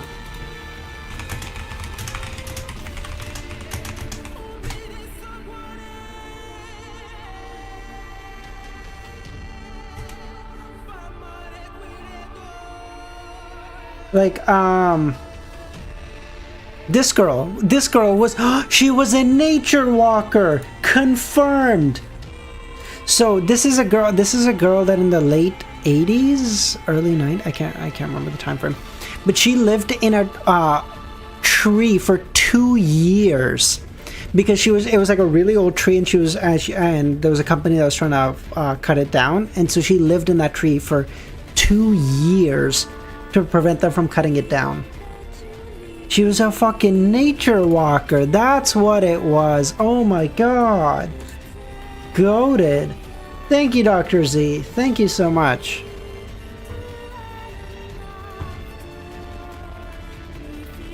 Did you meet her in your lifetime? No, I was in Mongolia at the time. What I don't understand is the name of 2 of these potions, Beauty Goddess and Desolate Matriarch, have a certain gender inclination. What are your thoughts? For a moment, no one spoke. Audrey then said, I remember the sequence 7 of the Assassin Pathways which assassins who consume this potion become women. This is a test, Emlyn quivered. When he learned the names of the potion, he had a certain premonition, but he wasn't willing to accept it. Don't worry, you have a low chance of becoming an angel, Klein thought. Klein saying, bitch, you're never reaching that level. Everyone fell silent as Leonard coughed. I have some things to share. He spoke at a moderate pace regarding Merlin, the rebuilding of Constant City overnight, and the fully automated wishing machine. He shot a glance at the world. Klein's mouth twitched as he made Gehrman look ahead. I'll be leaving the eastern coast soon. These were all done by Mr. World? He can create such miracles already? Okay, now I can just make... Can I go back to chill music, or do I have to... No, I'll stick to dark and mystery for now. Tirnalia. This should be good music. Bro, I've been playing through Witcher 3 and Ghost of Tsushima again, because, you know, at work. Bro. Oh, it's so good. It's so... Dude, I love Ghost of Tsushima so much. I can't wait for Ghost of Yotei to come out in like 2 weeks. Oh, it's gonna be so good. She didn't use her spectator powers to conceal her reaction because everyone had the same one. Merlin, wandering magician. Forrest noted the name deep down, deciding to distance herself from this name. This didn't mean that she was still afraid of Gehrman, but she knew something. It definitely wasn't safe around Gehrman. Something would always happen around him. What job from the heavens is this? So, Audrey, right now, I'm in training. So, like, the thing is, training is done in a group, and the problem with a group is you always have to facilitate to the lowest common denominator. So they'll be like, hey, like we have these courses we need to do, so like if everyone could just log on and just work on these, and then they'll be like, okay, so we'll give you like an hour, and then we'll check back in an hour, see how we're doing. Like I just finish all of them in like 40 minutes, and then like an hour later, and they'll be like, hey, so how are we doing? And if someone's like, oh, I've actually only gotten to through 3 of them, so like I'm still working through, and the other people are like, oh no, like I'm halfway through. So like, okay, so no problem. So we'll give you another hour, and then we'll take lunch, and then we'll come back and we'll see how we're doing. Okay? I've been done for 2 hours. What am I supposed to do?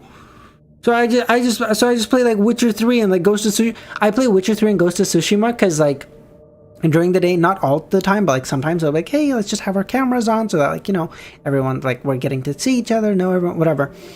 So like I just have the laptop open and then I just have the game in the back, but like I can't have anything too difficult because like I can't be like visibly fucking try-harding because everyone's gonna be like, so like Ghost Tsushima and Witcher 3, I'm playing them on the hardest difficulties, but I've played these games 800 times. Like I know the enemy patterns, I know how to dodge, I know the like time to, like I know all that stuff. So like I'm not just chilling, having a fun time doing it. So like I'm chilling.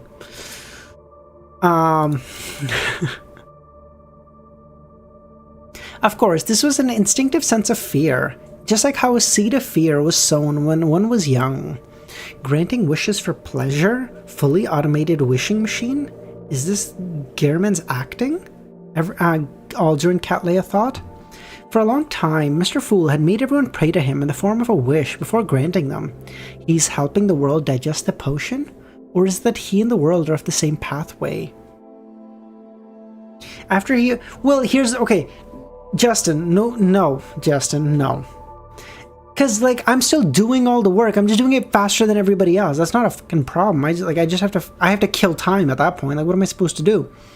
Like, why do you guys think I'm so active in Discord recently? Because, like, I'm just sitting there midday and I'm, like, just scrolling through Discord. I'm like, anyone got any new cool news for me? Like, I'm so bored. Like, I can't be, like, if I message my friends, they're actually, like, at work, so they're like, bitch, I'm busy. So, like, I'm stuck. Like, what am I supposed to do? Except, like, I have a few jobless friends, but those guys are depressing to talk to. Because they're either like, man, like, you know, we weren't meant to have jobs. We were meant to be free. We weren't never meant to be caged birds. And you're like, bro, not the time. Fucking Christ. Oh my God. Getting all philosophical on me right here. Come on.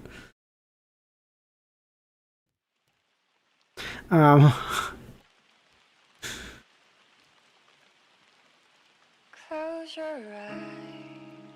Well, good thing Dr. Z is... I don't mind it. Like, I don't mind it because the promotion comes with a pay raise. So, like, that's fine. Hey, listen. Again, I wholeheartedly believe if someone offered me a job like, hey, you gotta work, I don't know, 16 hours a day, but, like, I'll pay you, like, an ungodly amount of money. Totally. I'd do that for, like, 3 years, 2 years, 5 years. Like, the longest amount of time I could manage it, put away enough money, and then just be like, I'm retiring at, like, 30. No problem. Fuck it. Give me whatever hours, you know what? But like, you got to be compensated for it. Like, when your job is like, hey, you're doing a great job, so we would like to offer you more responsibility so that you can be acknowledged sooner. And you're like, is there a pay bump? And they're like, no, you'll be recognized. You're like, Okay, is there like a title change? No, you'll retain the same title. Oh, well, fuck me, I guess. No, thank you, get out of here. Fuck you thought this was. This is just charity at that point. Bitch, I already pay money to sick kids hospital. I'm not doing it for your ass too. Get the fuck out of here.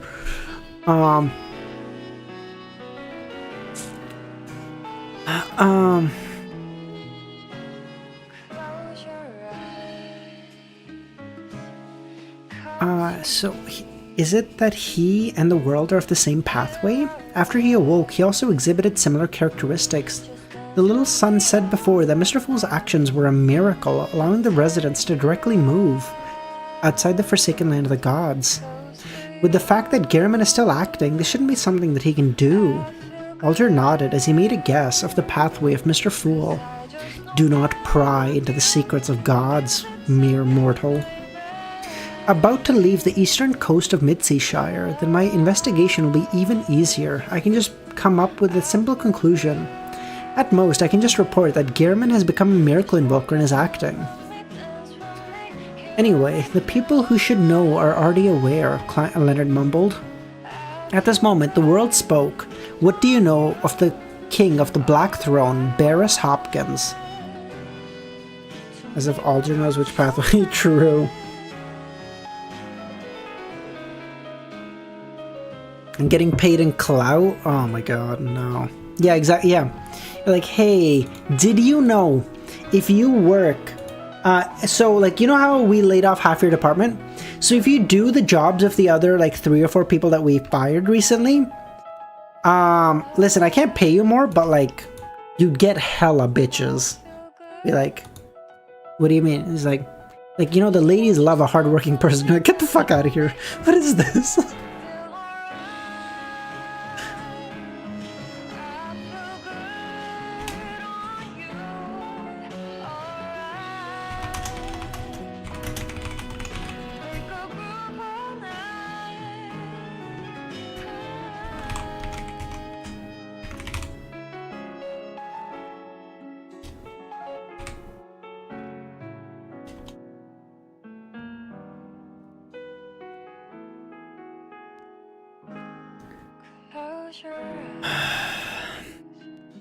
Upon hearing the world's question, the other members had a sudden reaction. Who is that? I seem to have heard of him. He's one of the 4 kings?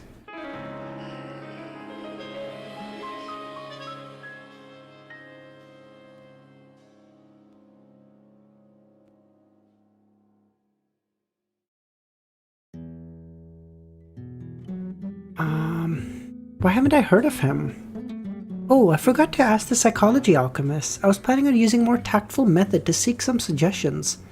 The first reaction came from Alger, Catley, and Force, who lived at the sea for a long time. The second from Leonard, Emlyn, Gio, and Derek.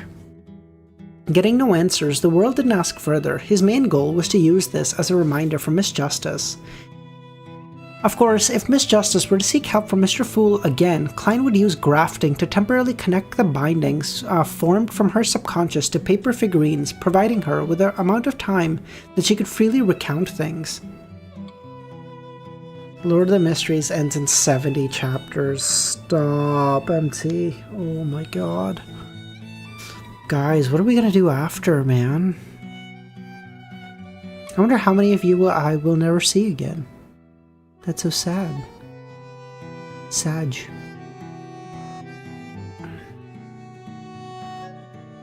Of course, if Miss nope, already read that. This was also a high-level application of paper figurine substitutes.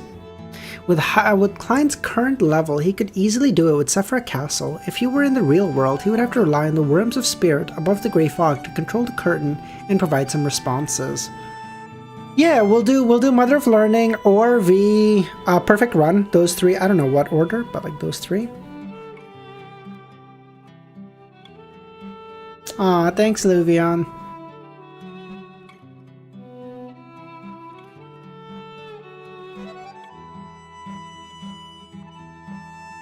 Let's see. Okay, smartass. At that moment, Audrey thought and said, "Do you still remember that I once pursued the whereabouts of a mine dragon?" Alger, Catley, and company nodded. As it wasn't an important matter, Forrest didn't mention it when she first briefed Shio of the general knowledge. After that, she was frightened by Adam and rarely talked about the secrets shared in the Tarot Club. Audrey deliberated and continued, "It's been almost 2 years. A secret organization that doesn't trust me too much mentioned this matter and has entrusted me to do further investigation." What motives do they have?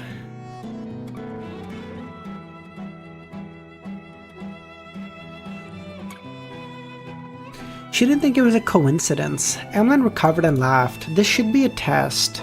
To him, he was still far from reaching a Sequence 1 beauty goddess, and had no intention of transferring to the planter pathway, so he didn't need to worry about the corresponding problems for a long time. Emlyn's ability to say the word test shows how much he has improved. Of course, also because the Sanguine have done similar things to him, the Hanged Man thought. Of course, he didn't believe that the answer was correct. He only felt that Emlyn's ability to think was pretty remarkable. Audrey said disapprovingly, "I suspect they already know that I'm problematic. They even know where my problem is and which faction is involved."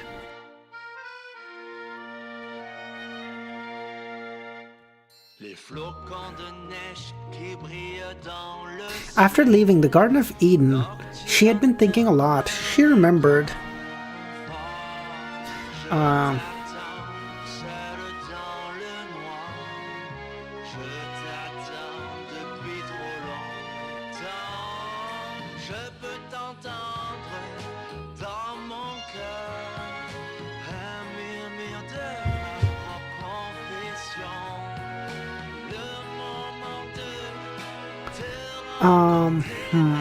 After leaving the Garden of Eden, she had been thinking a lot. She remembered that Mr. World had once said that the Twilight Hermit Order wanted a war that would sweep the world. Based on the current situation, this goal had been achieved. In other words, Adam must have used this opportunity to gain quite a benefit. And before that, Mr. Fool informed them that Adam was even closer to the level of a deity. After combining all this information, Audrey had a preliminary judgment that Adam had become a visionary. Even if he wasn't there, he was close. This sounds good, Romero. Kami! Alright, Dr. Z. Be very careful. Kami has a target on your back anyway, so just watch it. If such a deity who wielded the mind domain cast his gaze over, Audrey didn't believe that her secret could be hidden. At present, she could only console herself that the leader of the Twilight Hermit Order, the mastermind behind the psychology alchemists, wouldn't place too much importance on a mere Sequence 4. Perhaps that organization is trying to find out how many members we have in the Tarot Club and what our identities are, Emlyn replied. That possibility can't be ruled out, Audrey thought. As she said this, she shot a glance to the other end of the table and realized that Mr. Fool was only listening. This made her feel more at ease. At the same time, she already decided to be more careful. In any Orthodox church, a Sequence 4 was the strongest person in a large area.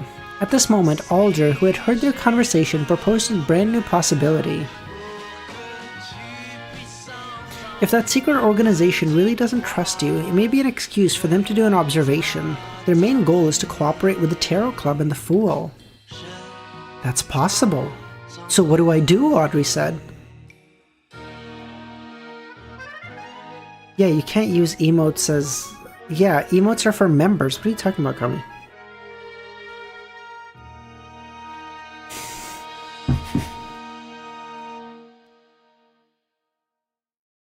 Kami, for what? Oh my god. Merlin stunt on him, fuck yeah.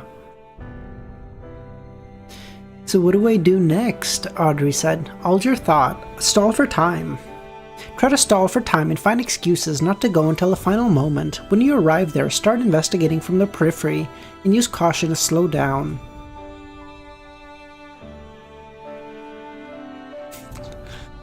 Oh my god. This is my best option right now? Are you kidding me? Oh my god. Cattleya nodded. This is the most suitable response for now. I understand. Thank you, everyone, Audrey said. Mr. Fool, has Adam advanced to sequence 0? Only with the apocalypse approaching did he dare to take the final step. Adam has become a god? This news reverberated in everyone's mind. What kind of payment do I need to make for this answer? There is no need. It's a reminder. After this topic ended, because most of the members were still immersed in that impact, no one spoke. After a few seconds, Derek looked around and probed. The city of Silver has already plowed the surrounding fields and planted wheat and crops, but the harvest will take time. I wish to know what we can do to earn gold pounds and purchase resources, Derek said. After the initial... You know what this reminds me of? I don't know how many of you have read Vagabond, but the farming arc from Vagabond is like... It's like the most peak ever. Like, I can't even... Oh my god, I love...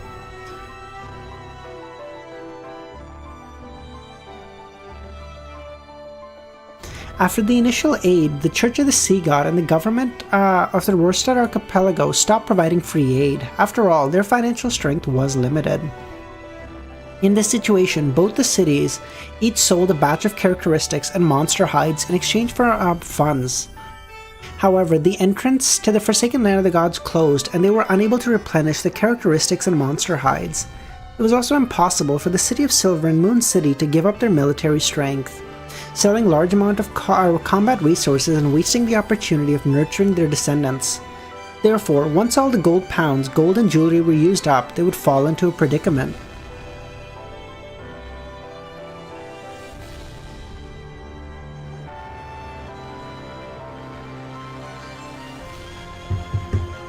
For this reason, the member council had been troubled on how to earn money from the outside world. The characteristics that the City of Silver and the Moon City previously sold were mainly purchased by the Church of Sea God and the Rorstad Archipelago, used to establish official Beyonder factions under them. After all, the number of Beyonders needed to cause damage and the number of Beyonders needed to stabilize an area was completely different. No. We've still got like 4 chapters, god damn it. In addition, the entire Rorstad Archipelago only had the Sea God Kalvatua and the Demigod Cardinal of the Church of the Lord of Storm. They were slightly insufficient for a new government. After hearing the Little Sun's pleas, the other members began considering. Audrey thought for a moment and asked, "What are you best at?" "Combat," Derek replied. Although the war has ended, law and order hasn't been restored to the colonies. It is very chaotic, and small-scale wars occur occasionally. You can try to form some mercenary teams and be hired out. Private military contractors. That is a good idea, Derek's eyes lit up.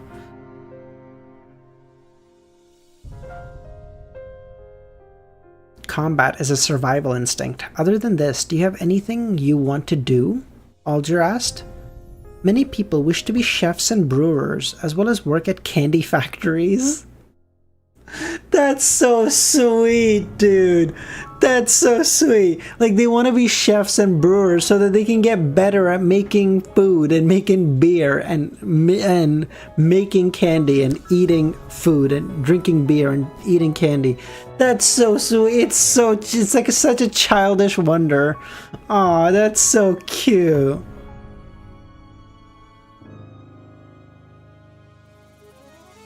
Why is everything related to food, everyone thought?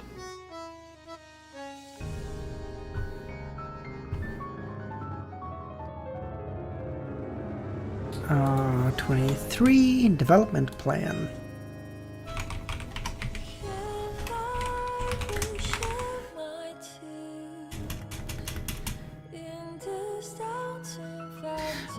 Daniel, I assume, for the sake of argument, I'm going to assume that in this scenario, we live in the Lord of Mysteries world and my child wants to be a Beyonder? Yeah, of course I would let them. What am I going to say? No, you shouldn't have literal fucking superpowers?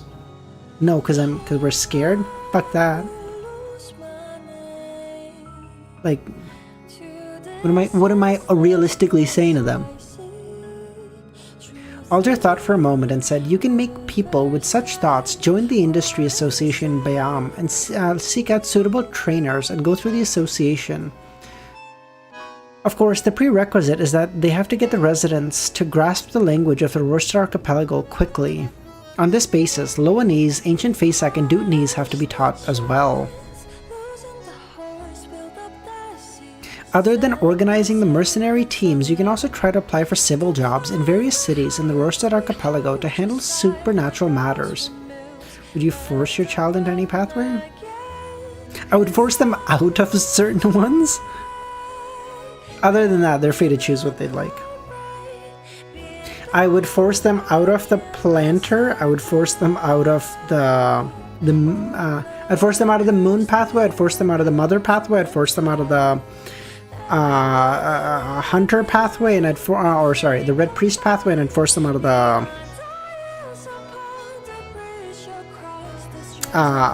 goddess, no, demoness pathway.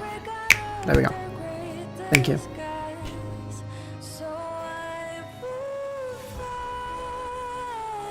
Kami, if you can't tell what those 4 pathways have in common, then I don't know what to tell you, dude.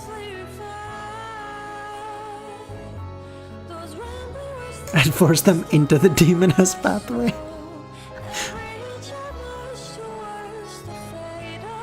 Under such circumstances, as long as the City of Silver became became members of official factions, they wouldn't be worried about losing their jobs. Of course, if the Rorstad Archipelago's government would definitely control the number of applicants, the City of Silver wouldn't be able to resolve everyone's employment problem quickly. Klein agreed with Ma'am Hermit's suggestion. Furthermore, he believed that there was a need for him to give a revelation to Danitz, allowing the Rorstad Archipelago government and the Church of the Sea God to receive a certain number of official Beyonders to a certain range. This wasn't where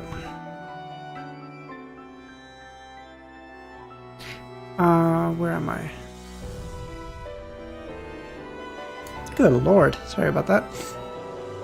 Whew. At that moment, Katleya glanced at Miss Justice.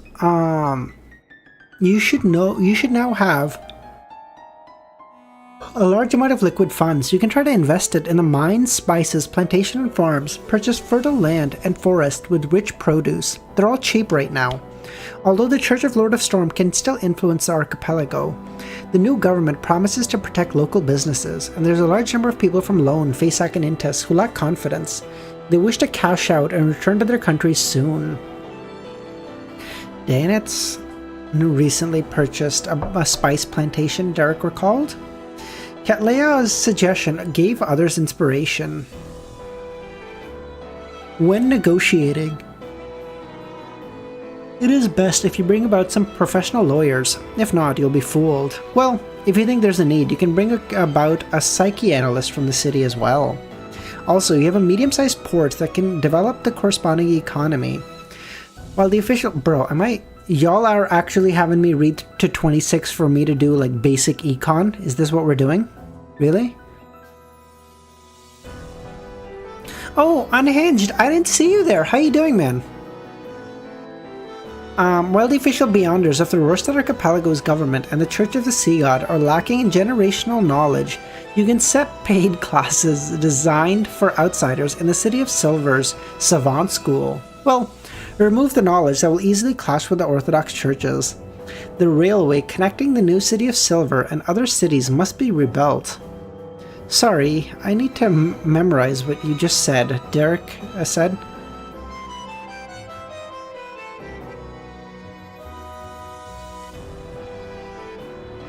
I forgot that he has no foundation of economics, Audrey thought. After Derek conjured a pen and paper and wrote down the suggestions, the other members of the Tarot Club also offered their ideas. This intense scene lasted for nearly half an hour. Derek looked adequately at the thick piece of paper in front of him, as he couldn't help but smile. He seemed to have seen the beautiful future of the city. Sitting at the end of the table, Klein sighed. If one didn't consider how the apocalypse was about a decade away, the discussion would be so pleasing. However, the arrival of the apocalypse wouldn't change because of the will of humans. Even saints and angels couldn't do it. Looking away at from the piece of paper in front of him, Derek said, "We have already built the temple and cathedral meant to pray for Mr. Fool.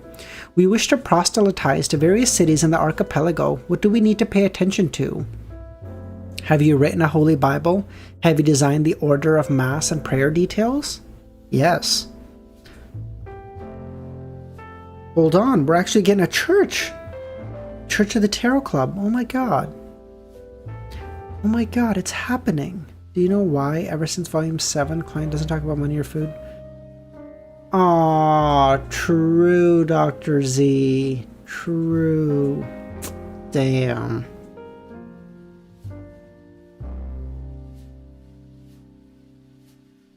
This was based on his knowledge of the miracles Mr. Fool had shown, combined with the religious scriptures left behind by the Creator.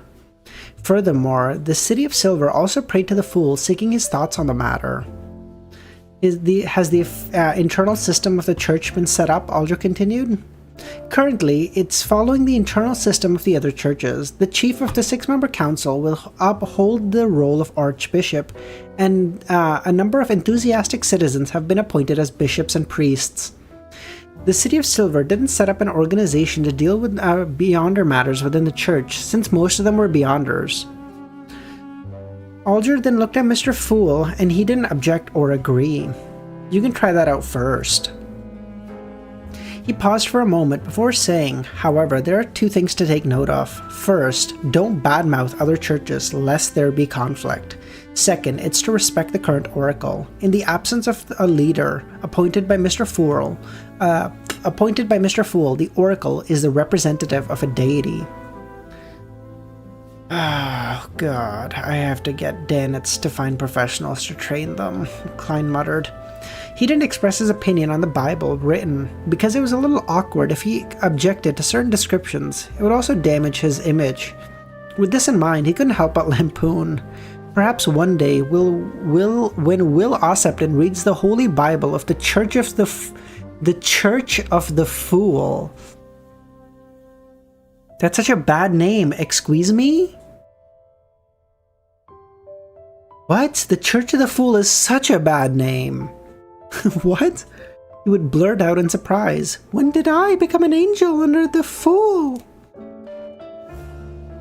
Then Leonard's grandpa, the awakened Azek, and Miss Messenger, who have been trying hard to recover, will add, "Me? What did I do?" After the conversation regarding the City of Silver and Moon City came to an end, Cattleya looked around and asked which of you has sequence 3 characteristic of the mystery prior pathway.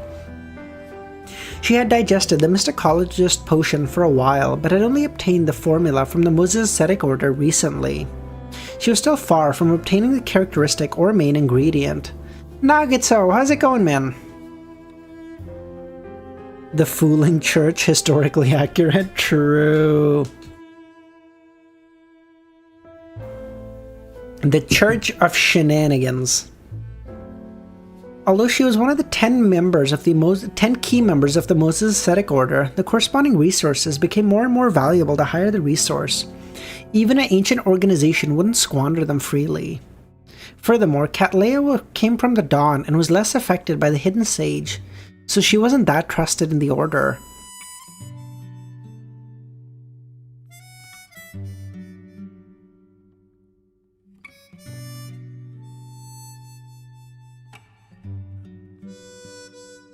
To Cattleya, To Cattleya, who had already digested the potion a long time ago, using the Snake of Fate's blood to advance to a mysticologist, Sequence 3 should have been a relatively easier stage. However, she was bottlenecked by the ingredients. It might not be possible for her to obtain one for years or decades. Derek recalled the demigod characteristic that the City of Silver had. At that moment, the world chuckled. "I suggest you ask Queen Mystic directly." Bernadette had become an angel. If she had an additional clairvoyant characteristic in her, she could attempt to separate it. Of course, Klein couldn't be certain that the sage potion that Queen Mystic consumed had a previous Sequence 3 and 4 characteristic. Ask the Queen? Cattleya got some clues from the world's answer. "Okay," she said. Klein then continued, I have a long-term mission. Help me collect information regarding the hidden sage sudden coming back to life.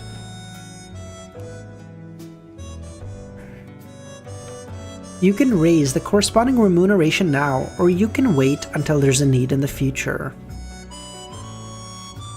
Cattleya thought and said that won't be an issue. After a round of exchanges, the gathering ended and the members returned. In the captain's cabin, Cattleya nudged her glasses and thought on how to write the letter to the Queen. During this process, she strolled to her window and saw Frank promoting the alcohol-free volcano beer brewed by the sea organisms to the crew. He really has a drive, Cattleya sighed.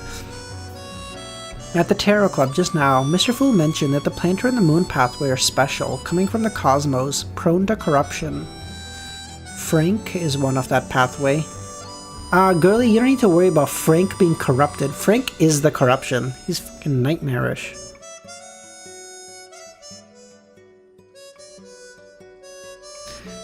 Besides, he once complained that the Church of the Earth Mother didn't understand the true will of the Merciful Mother.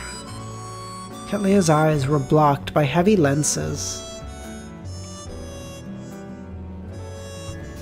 The corruption would hit Frank and he'd go, that? Didn't even feel it.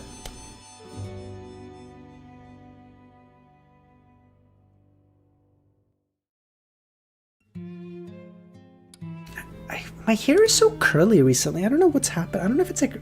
I mean, it's really humid recently, so I don't know if that's what's causing it. My hair's been so... My hair is normally like... It's like a little wavy, but it's not curly. But it's been really curly recently. I still eat mushrooms and pizza.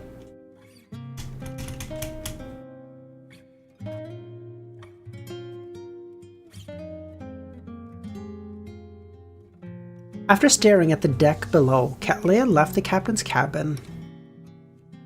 Captain, do you want a cup? Frank asked. No. Is this the will of the benevolent mother? No. I just feel that drinking liquor has been altered by the modified sedative that isn't good. I hope that they'll be able to accept this drink that has no alcohol inside other than the smell of alcohol. You clearly misunderstand.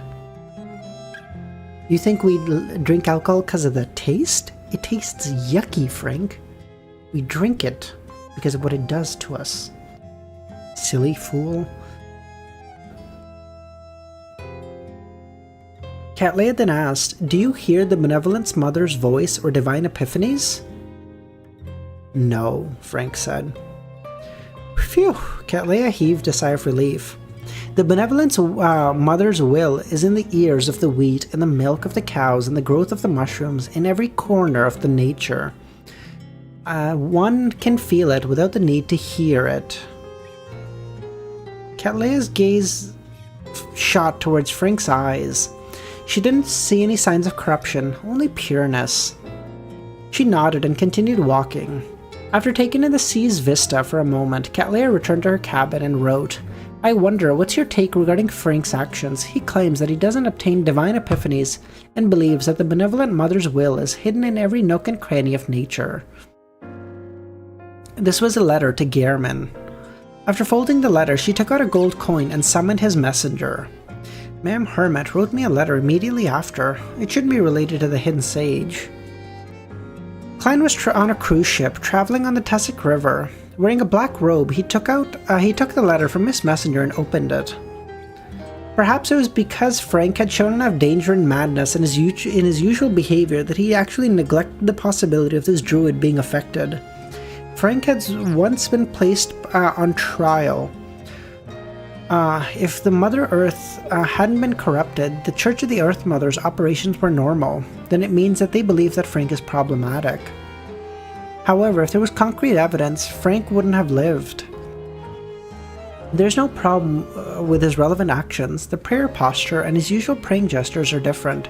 Just like how Beyonders of the Church of the Evernight pray. They won't draw 4 stars on their chest at times. They'll just go through the motions. Apart from this small problem, there's something wrong with Frank. He's like a child raised by the Earth Mother. He's like a child raised by the Mother Goddess of Depravity. Klein had 2 contradictory guesses.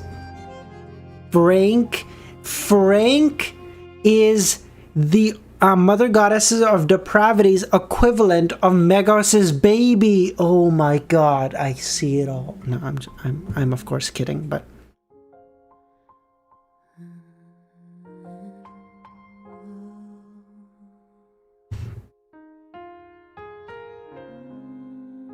either Frank's corruption was hidden, making it impossible for the church's tribunal to be certain, or he wasn't affected at all, purely because he had a mental problem that made him look like a blessed of an evil god.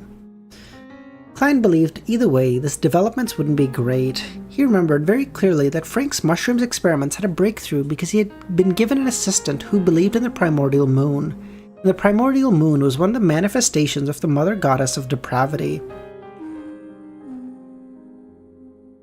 Kami, what is...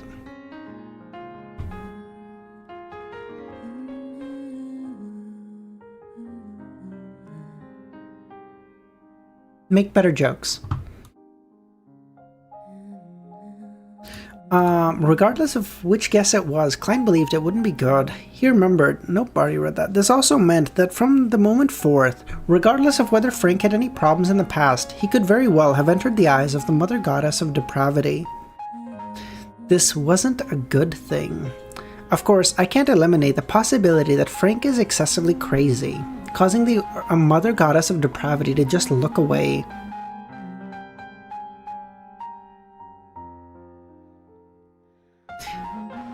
That's impossible. The horrors and strength of a foreign god isn't something that a demigod could understand. Klein even suspected that if it wasn't for the overly intense response that would destroy the anchors of the deities, allowing them to attack each other in a frenzy, resulting in the characteristics to gather and awaken the oldest one, the outer deities might have already destroyed the sun and destroyed the ecosystem of the world. They weren't able to do anything related to the oldest one's barrier, but they were free to do anything to the star outside the barrier. Sometimes Klein wondered if the astronomically observed sun was real or not, or if it was just EBS hanging out there. So far, there shouldn't be any major problems with the mushrooms that Frank invented. I've already dealt with them above the Grey Fog. Furthermore, the residents of the City of Silver and Moon City didn't show any abnormalities. After they left the Forsaken Land of the Gods, they abandoned farming mushrooms, and because they lacked monster corpses and had sufficient food. Think about your jokes next time, boy.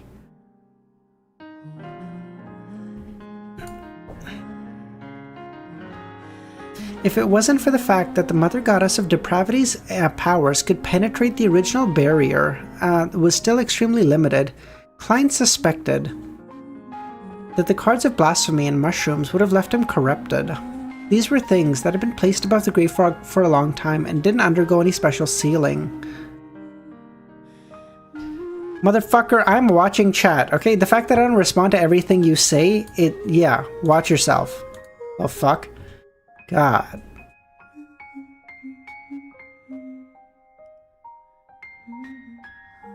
Compared to the flamboyant Mother Tree of Desire, the usually low-key Mother Goddess of Depravity was far more terrifying.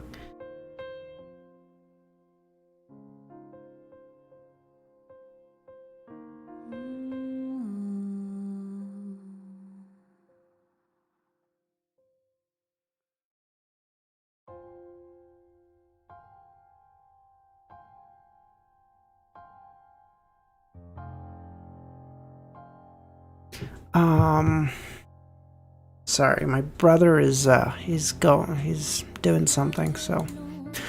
As expected of an existence wait, no, hold on. Mr. Dor and the Emperor were silently corrupted by the Mother Goddess of Depravity, as expected of an existence that stands atop the outer deities, despite losing 2 Beyonder pathways and a Sephira. Klein sighed inwardly as he took out a pen and paper and prepared to reply. At that moment, he realized that Miss Messenger had been waiting by his side the entire time. "What do you think of Frank?" he asked. "I mean, other than his nickname." "He only appears like an adopted son of an outer deity." In other words, Frank wasn't affected. He was just insane. What about now? He asked. I don't know either. His body temporarily hasn't been corrupted. Does that mean you can't tell if his psyche has been? That's right. Other than his low level, Frank's usual actions resemble more of an evil god than me, Klein lampooned. He then took out a gold coin and flicked it. With this medium, he entered a dream divination state. At the same time, he was prepared to activate Sephira Castle to cut off outer deities from watching. The greatest threat right now is that primordial moon believer. I have to separate him from Frank, or things will become troublesome. If Frank doesn't come into contact with anything related to the mother goddess of depravity in the future and doesn't become a demigod, there shouldn't be problems. If only one of these two conditions is satisfied, the chance of an accident will greatly increase. If both are satisfied, I don't know what will happen. Perhaps because Frank's level was too low and he wasn't too affected, Klein's divination happened smoothly. He then exhaled and caught the coin. He then realized that Miss Messenger's eyes were focused on the gold coin. Klein twitched. It has Sephira Castle's aura, Raynette Sankar said. One of the 5 gold coins I often use for divination. It has already been tainted by the aura of Sephira Castle. It can be considered a mystical item, but the effects will be drained quickly. This gold coin could increase the accuracy of divination and enhance a user's ability to resist interference.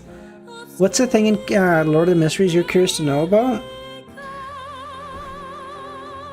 What the fuck is Adam doing? What the fuck is Amon doing right now? What is he doing with the slate of with the blasphemy slate, and how is he preparing to become a god? Not guaranteed, but yeah, exactly, Dr. Z. Like, oh, this is so cooked. To Klein, this was a pleasant surprise. He decided to use the actual gold coin rather than a projection. Retrieving the gold coin, Klein wrote a reply to Ma'am Hermit and handed the letter to Raynette. After receiving Gearman's messenger, another gold coin, Cattleya unfolded the letter and read it. She felt her shoulders weigh down.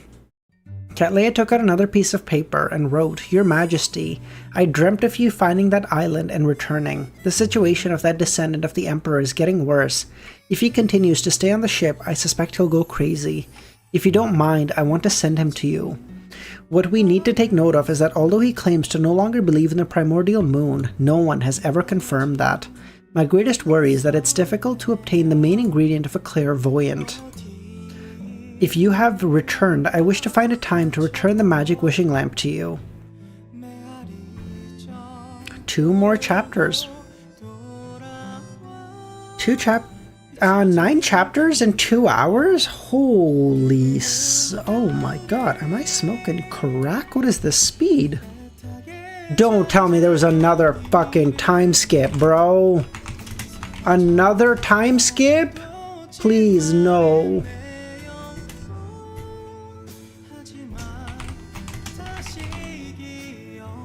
There's no chance. There's no chance. There have been so many time skips. Stop. There was like 1 in volume 2 and now there have been so many. Come on. No.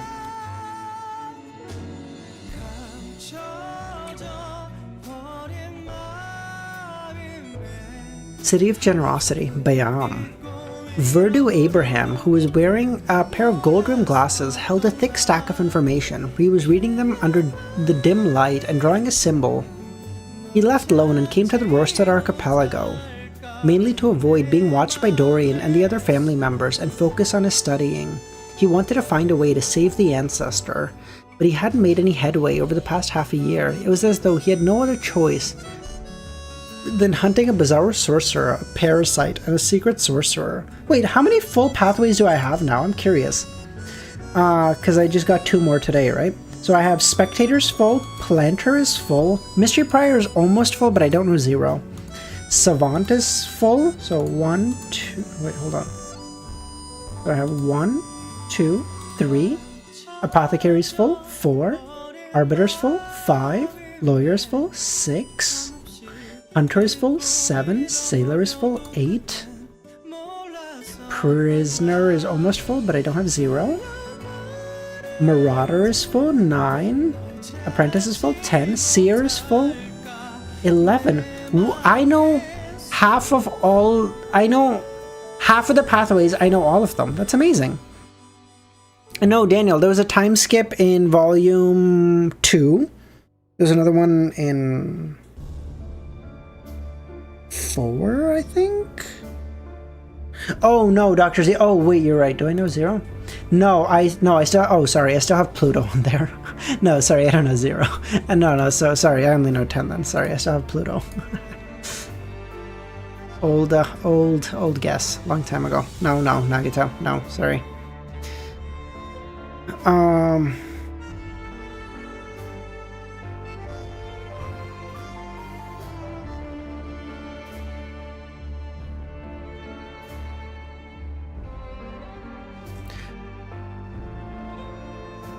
This made Verdu depressed because he was clear about how dangerous a Grade 0 artifact was.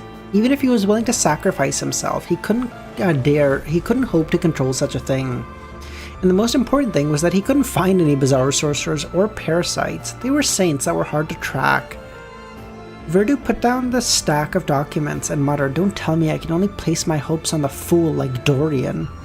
Upon thinking of the fool, Verdu couldn't help but frown. Because there were more and more half-giants promoting the fool's faith in Bayam City. This made him suspect that if he had arrived in the headquarters, near the headquarters of the Church of the Fool. If it wasn't for the mysterious knowledge that was spread in secret in the Rorstad archipelago was far beyond Verdu's expectation. Many of them were things that the Abraham family didn't know of and were useful. He would have left Bayam last month and headed for the southern continent. I can't stay here. I need to buy ship tickets to East Balam quickly. Just as Verdu made a decision, he began to waver. Dorian and the Fool probably don't expect me to hide in an area that's under their headquarters jurisdiction. Roselle once said the most dangerous place is the safest place. What? After some hesitation, Verdu put down the documents and switched off the lights. At the corner of the balcony in his room, a figure jumped out of the darkness over the railing, a figure that was like a feather, light and weightless. It landed from a height more than 10 meters above the ground without making a sound. Right on the heels of that figure moved through the shadows to the vicinity of the Church of the Sea God and went up to the bell tower. He then took out a pen and paper and wrote the report on tonight's surveillance. After the figure left, a howling wind suddenly sounded and the bell tower... above the bell tower 15 minutes later, the report was pulled out from the crack by an invisible hand. This hand belonged to the Cardinal of the Church of Storm, Alger Wilson. He then unfolded the report and began to read it in darkness. Even in the dark sea, Alger could see everything around him. Verdu was becoming more resolute in leaving. Alger nodded. Over the past half year, he had been monitoring this member of the Abraham family, according to Mr. Fool.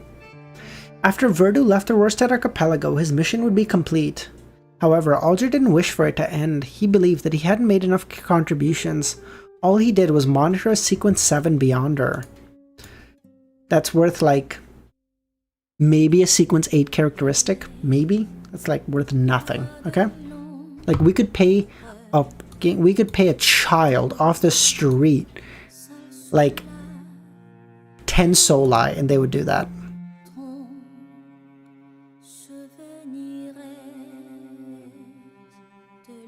The Hermit has already obtained a Sequence 3 characteristic from Queen Mystic. Alger has assassins under him? Hell yeah. No, I'm on 1235. Did I type it wrong? Oh, sorry, I just typed it wrong. Apologies. I'm reading the right chapter, I just typed it wrong.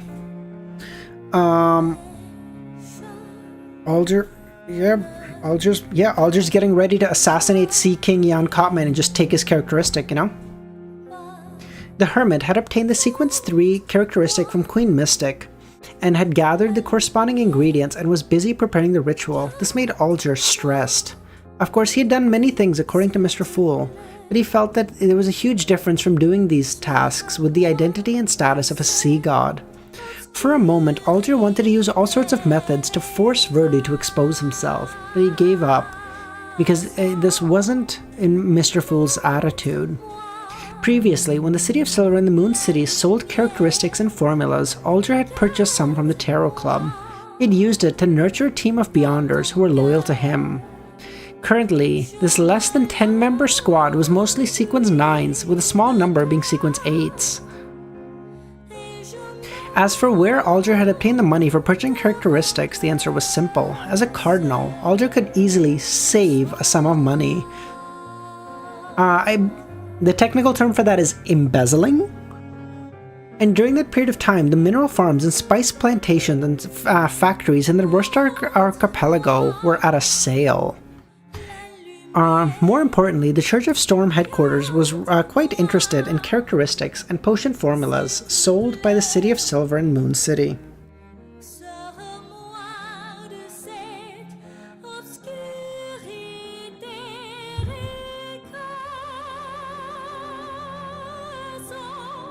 The go-between, they provided a large sum of money, hold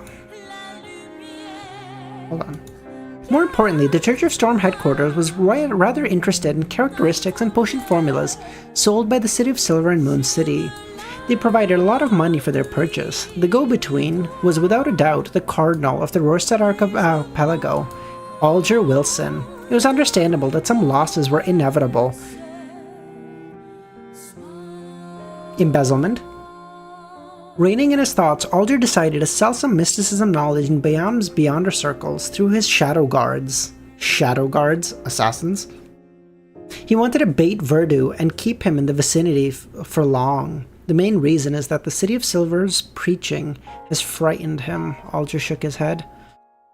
The sky had just lit up and a young man walked out of the hotel leisurely, enjoying the scenery of Bayam. He had just bought that Tiana beverage that was packaged with the fruit shell. The youth turned his head and looked up bit by bit to find a 2.5-meter tall half-giant. "Excuse me, sir, do you have a moment to talk about our Lord and Savior, Mr. Fool?"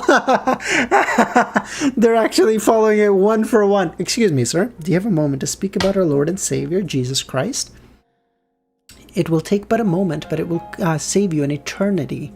I assure you, it is worth the time." Oh. The youth drank a mouthful of Tiana and pointed to the side. He smiled. "Sure, but not here." He walked to the place where they wouldn't be in the way, and the half-giant followed. "Go ahead," the youth didn't hide his curiosity. "My lord claims to be the Fool. In the past, the present, and also the future. He is the great ruler who dominates the spirit world.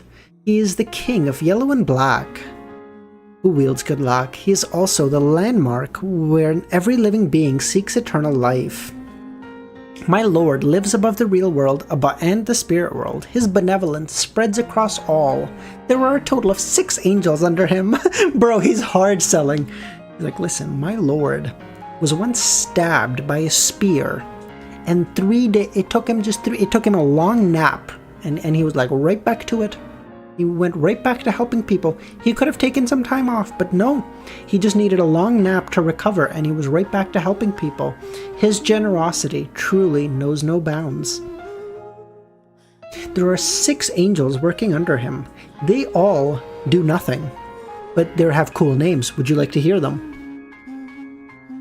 The Angel of Mercury is the embodiment of fate, my lord's most cherished angel. The Angel of Death has followed my lord for the longest amount of time and is the consul of the underworld.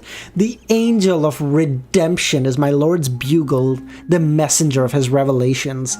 The Angel of Redemption? Oh, that is hard as fuck. The Angel of Life is the crystallization of wisdom itself. She is the indestructible spirituality that resides in everyone's body. Who is the Angel of Life? The Angel of Redemption is Miss Messenger. Who's the Angel of Life? Do you have any troll song?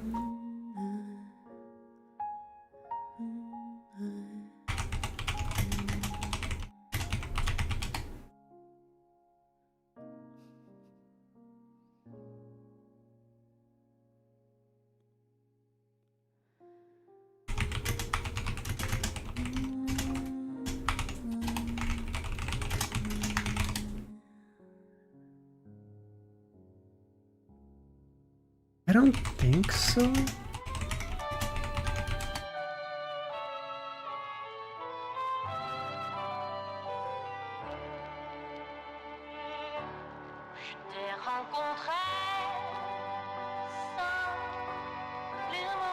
Maybe, hold on, let me cook.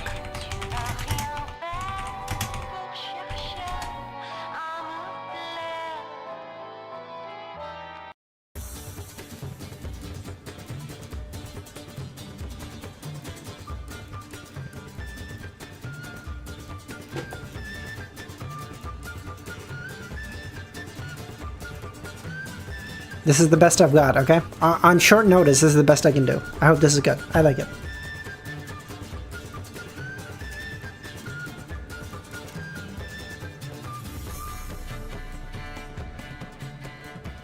The Angel of Life is the crystallization of the wisdom itself. I'll tell you when to play it. Oh. Fuck you! I turned off the pre- Oh, you bitch. Couldn't have said that before.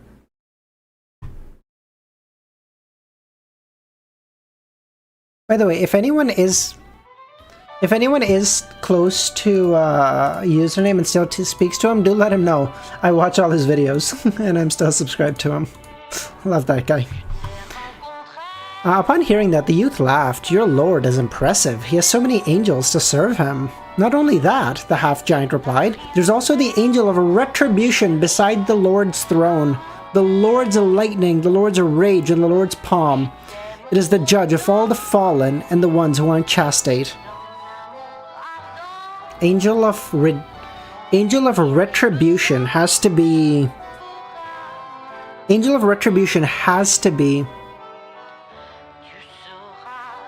Gehrman, I think. The Lord's Rage? Hell yeah, bro.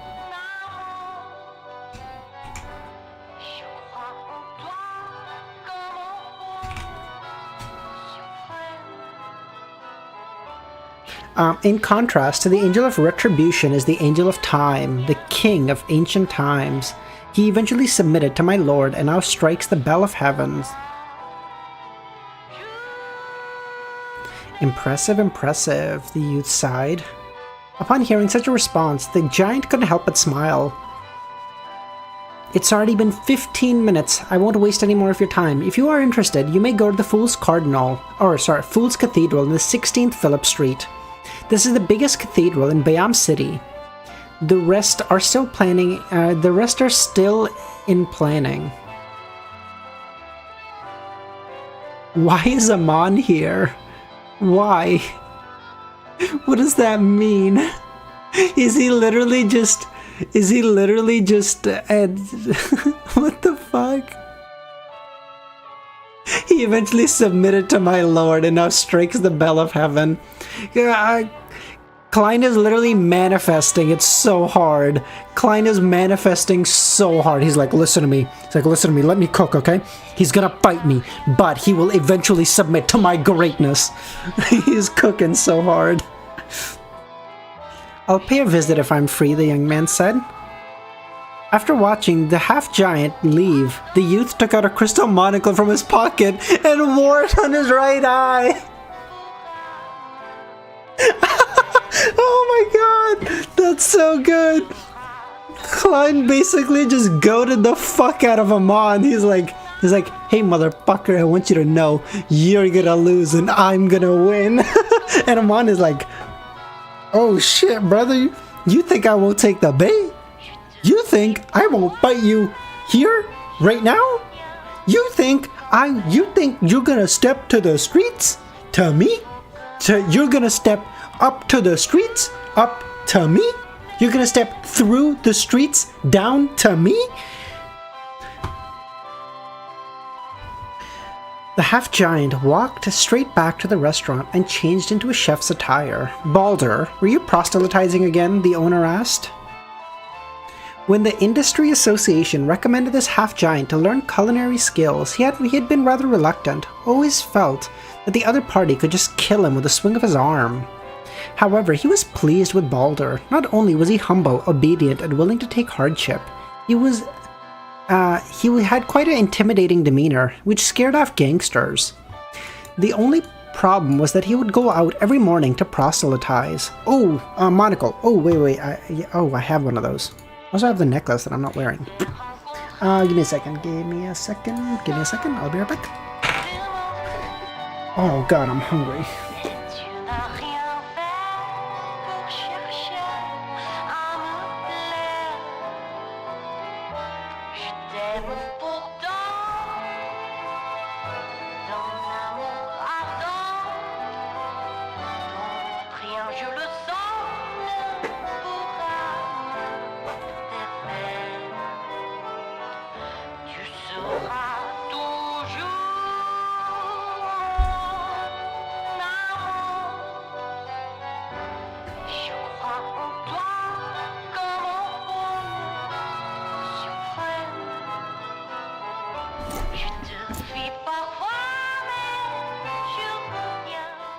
So, I hear this fool has been talking a lot of shit, huh? Who's gonna lose to who? Who will submit to whom? You think this game is over, boy? It is only beginning. Of course, the restaurant owner couldn't say anything since it wasn't within working hours, so he didn't mind. Baldur smiled, honestly, and walked to the kitchen, and said to his good friend, Bon, who had come from the Moon City, I can teach you how to roast fish today. Bon looked rather normal, but his eyes appeared awkward, with one looking up and the other looking down. He was one of the citizens of the Moon City who wasn't very deformed, and he had the courage to interact with outsiders.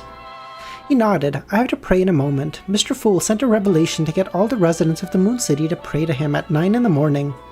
We are to wish that we are no longer deformed. Yay! Oh my god, so that with this he's probably going to be fully digesting his potion. The successful mass. Beautiful.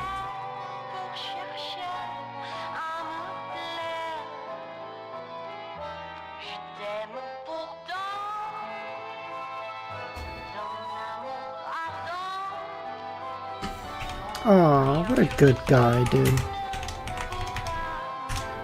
I would like to think I would do that and not just wish for infinite money.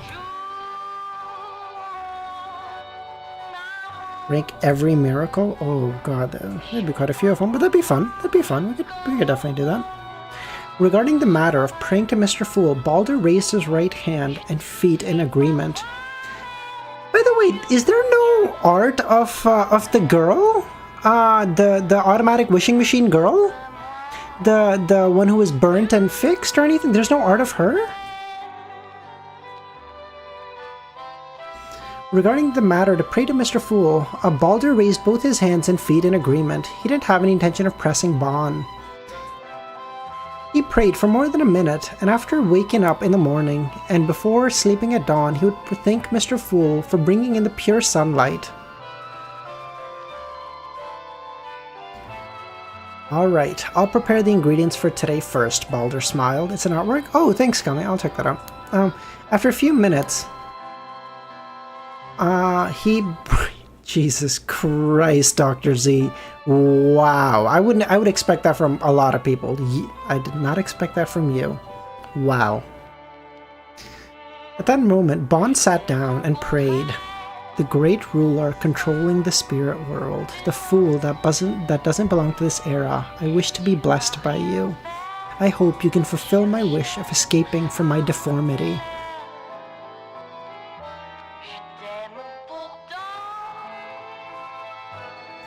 The extremely self-conscious Jean Russ and others vaguely guessed that Mr. Fool was planning on granting such a wish. They prayed, their bodies trembled.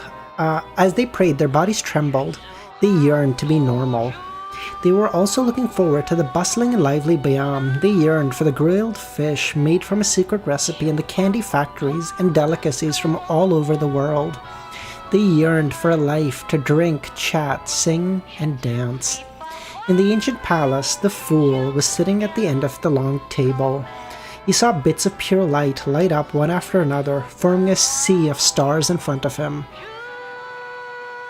Klein closed his eyes and took it all in for a few seconds. He raised his right hand, bent his middle finger, tapping the edge of the table. An invisible force spread out like waves on the surface of water, surging into every prayer point. Jin felt something and raised her hand to touch her face. She felt her nose. Almost instinctively, Jin stroked that position several times from top to bottom, believing that she had grown a nose. She closed her eyes and pressed her forehead to the ground. She couldn't help but praise Mr. Fool. The praises grew louder and more uniform. Russ's eyes separated, Bond's eyes became symmetrical, and in the Moon City, every deformed person, or those who were ugly because of traits they inherited, had broken through their original restrictions and their bodies transformed. Damn, bro, if I could cry, I would be crying. I swear, the closest I've ever gotten to crying in this... You want to know where I got the closest I was to crying in Lord of the Mysteries? I was close. It was, start of this volume, when, a couple of the people, when one of the people who had originally gone with Derek went back to the City of Silver, and he was talking, and that guy was talking to his, like, wife and kids, and he's like, I got these candies for you guys. I've never tried them, but like I was saving them for you too. Dude, oh, that almost brought me to tears. That was such a good moment. At this moment, be it in the New Moon City, the City of Silver, or Bayam, they heard the bell of the cathedral ring. The eternal gong of the bell reverberated in the hearts of everyone in the Moon City. It rang in the ears of every person who had heard it, as though it could cleanse their soul and bring them genuine feelings of life. The tears that Jean, Russ, and company held back finally flowed out. They felt their mind and bodies turn tranquil. They subconsciously raised their head and cast their gaze towards the source of the gong and realized that it came from beyond the New Moon City, into an unknown distance. A miracle, they all thought. In the new City of Silver that was connected to them, Wade Chermont and company cast their gaze into the distance. Towards Bayam, the gong came from there. Praise Mr. Fool, they all mumbled.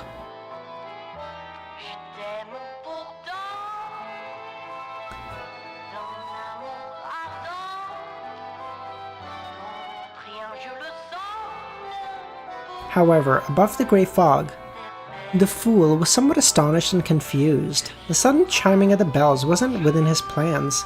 He turned his gaze to the Fool's cathedral. Almost at the same time, he used the prayer light to see the tall bell tower attached to the cardinal, or attached to the cathedral. Okay, sounds good, Carmen. Excuse me? What is the fucking joke here? At the same time, he used the prayer light to see the bell tower. He saw a young man wearing a pointed hat, a black robe. This youth was holding a black bell hammer and striking it repeatedly. As if sensing the gaze from above, the youth stopped, lifted his head, and adjusted the monocle on his eye. At the same time, his smile widened. Klein nearly cursed. At this moment, his eyes glazed over, almost in an unconcealed manner. He didn't understand why Amon would suddenly appear and strike the bell of this cathedral. Is he literally just saying like, wow, you did so good, good job. Oh, you want a fucking ticker day parade? Oh, I'm sorry, I could do that like, I could do that when I was born, you weak bitch.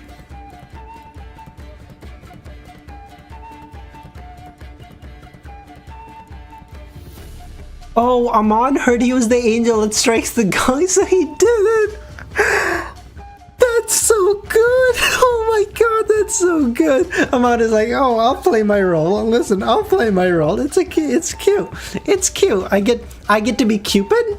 That's my job? No problem. We can do that. What a piece of shit.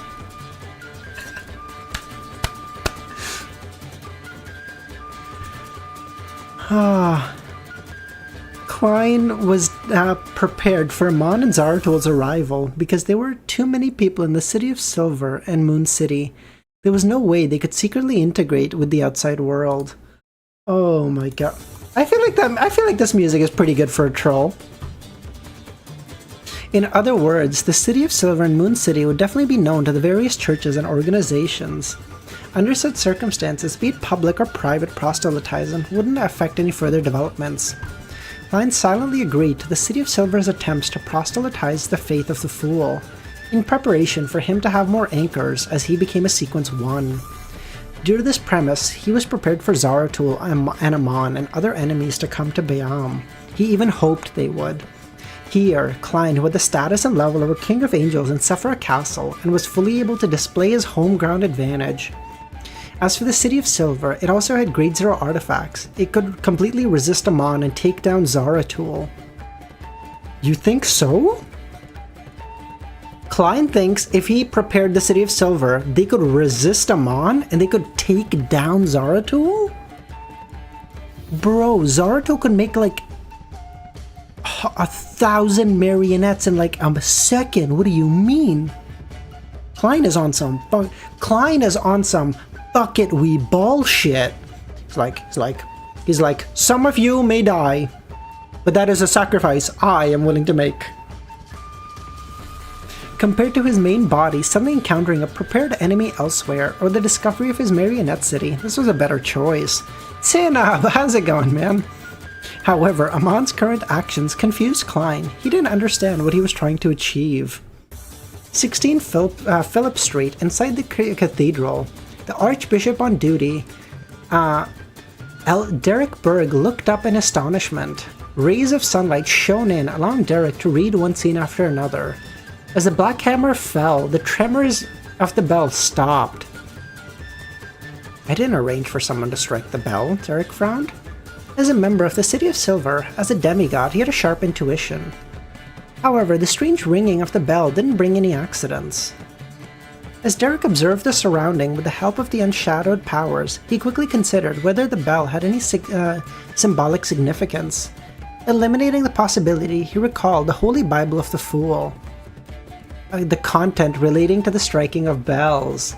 It was used to describe the relationship between Amon and Mr. Fool, to confirm his true status. Amon is sitting there, he's like, oh yeah, he's Mr. Fool, so goated. I have submitted to him. Look at me. Look at little old me, just relegated to ringing the fucking bell. Oh, he's like, oh, I'm gonna beat your ass, son. Oh, God. That was so good, dude. That was so... Amon, listen. Say what you want. Amon plays his part well. He's like, listen. I am a clown like you. So we play our parts well, okay? We hide our pain with a big smile. No problem.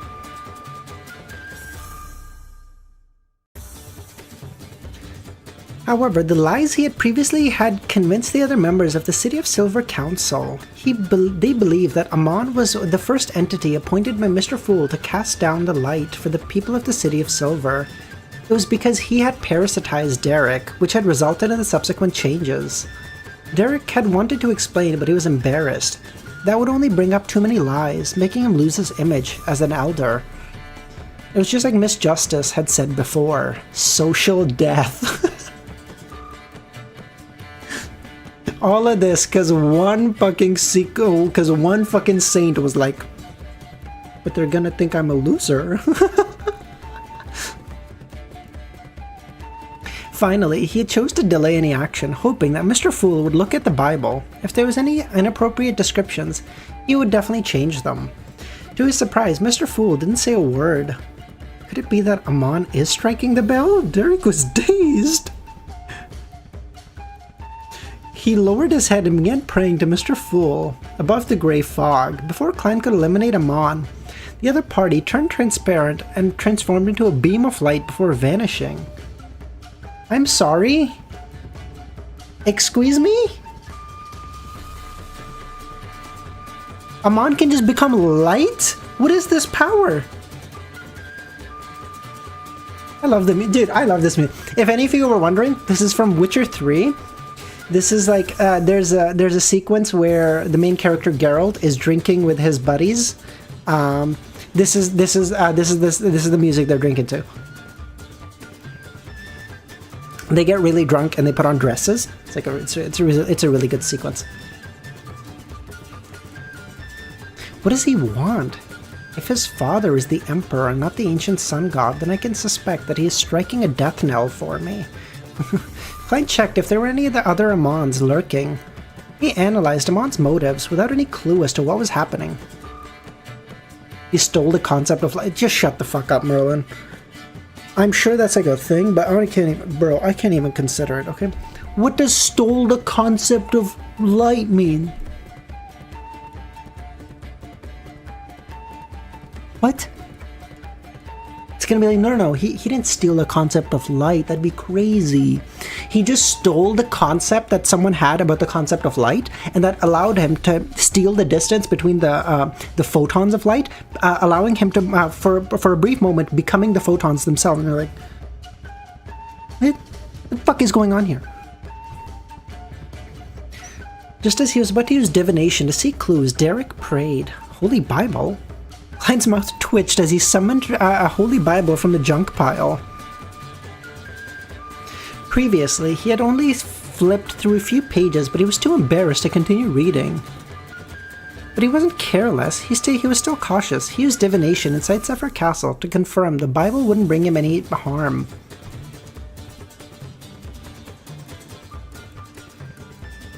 With this premise, he allowed the City of Silver to use this Bible.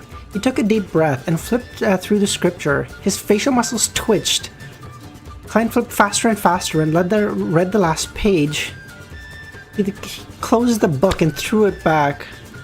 After this miracle, the potion has been mostly digested. Marionette City will step onto the stage of history. Klein observed his condition without expression and nodded.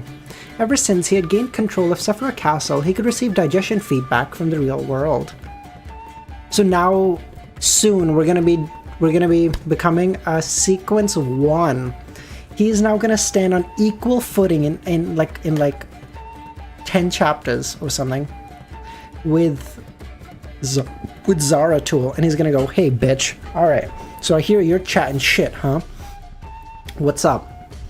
So I hear. Oh, you were all. Oh, well, I'll protect George III. What's up, bitch? All right, you're chatting a lot of shit. Let's go. The greatest danger to Klein's life right now is the Bible. Sorry, he stole the light. Oh, you're right. Hey there. True. Hey there. True. No, I'm telling you, he just stole the distance between the photons of light. He's chilling.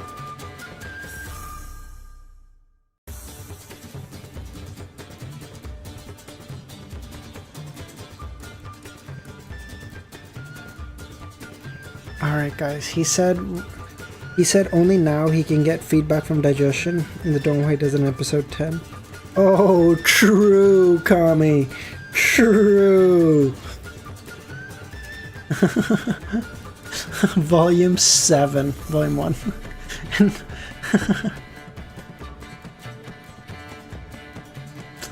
Alright guys, we will end stream there. Thank you so much everyone for coming. What a good fucking stream. We're up to like 40 people today, which is like a normal size stream nowadays. So glad to know I haven't just completely fallen off because the fucking timings. Rank miracles. Dr. Z, I will do that, but I will need to make a list of all the miracles first, and probably we'll end the volume and then we'll do that, right? Because then, or whenever he finish, or I guess he's finished digesting, so I guess this would be the last miracle. No, you're right. This will probably work. I'll make a list. We'll make a video out of that. Like I'll do it on stream and then I'll post it as a video later. Not only feedback in episode 7 is able to digest. Yeah, exactly. Yeah, no, exactly. I think that's what Kami said too.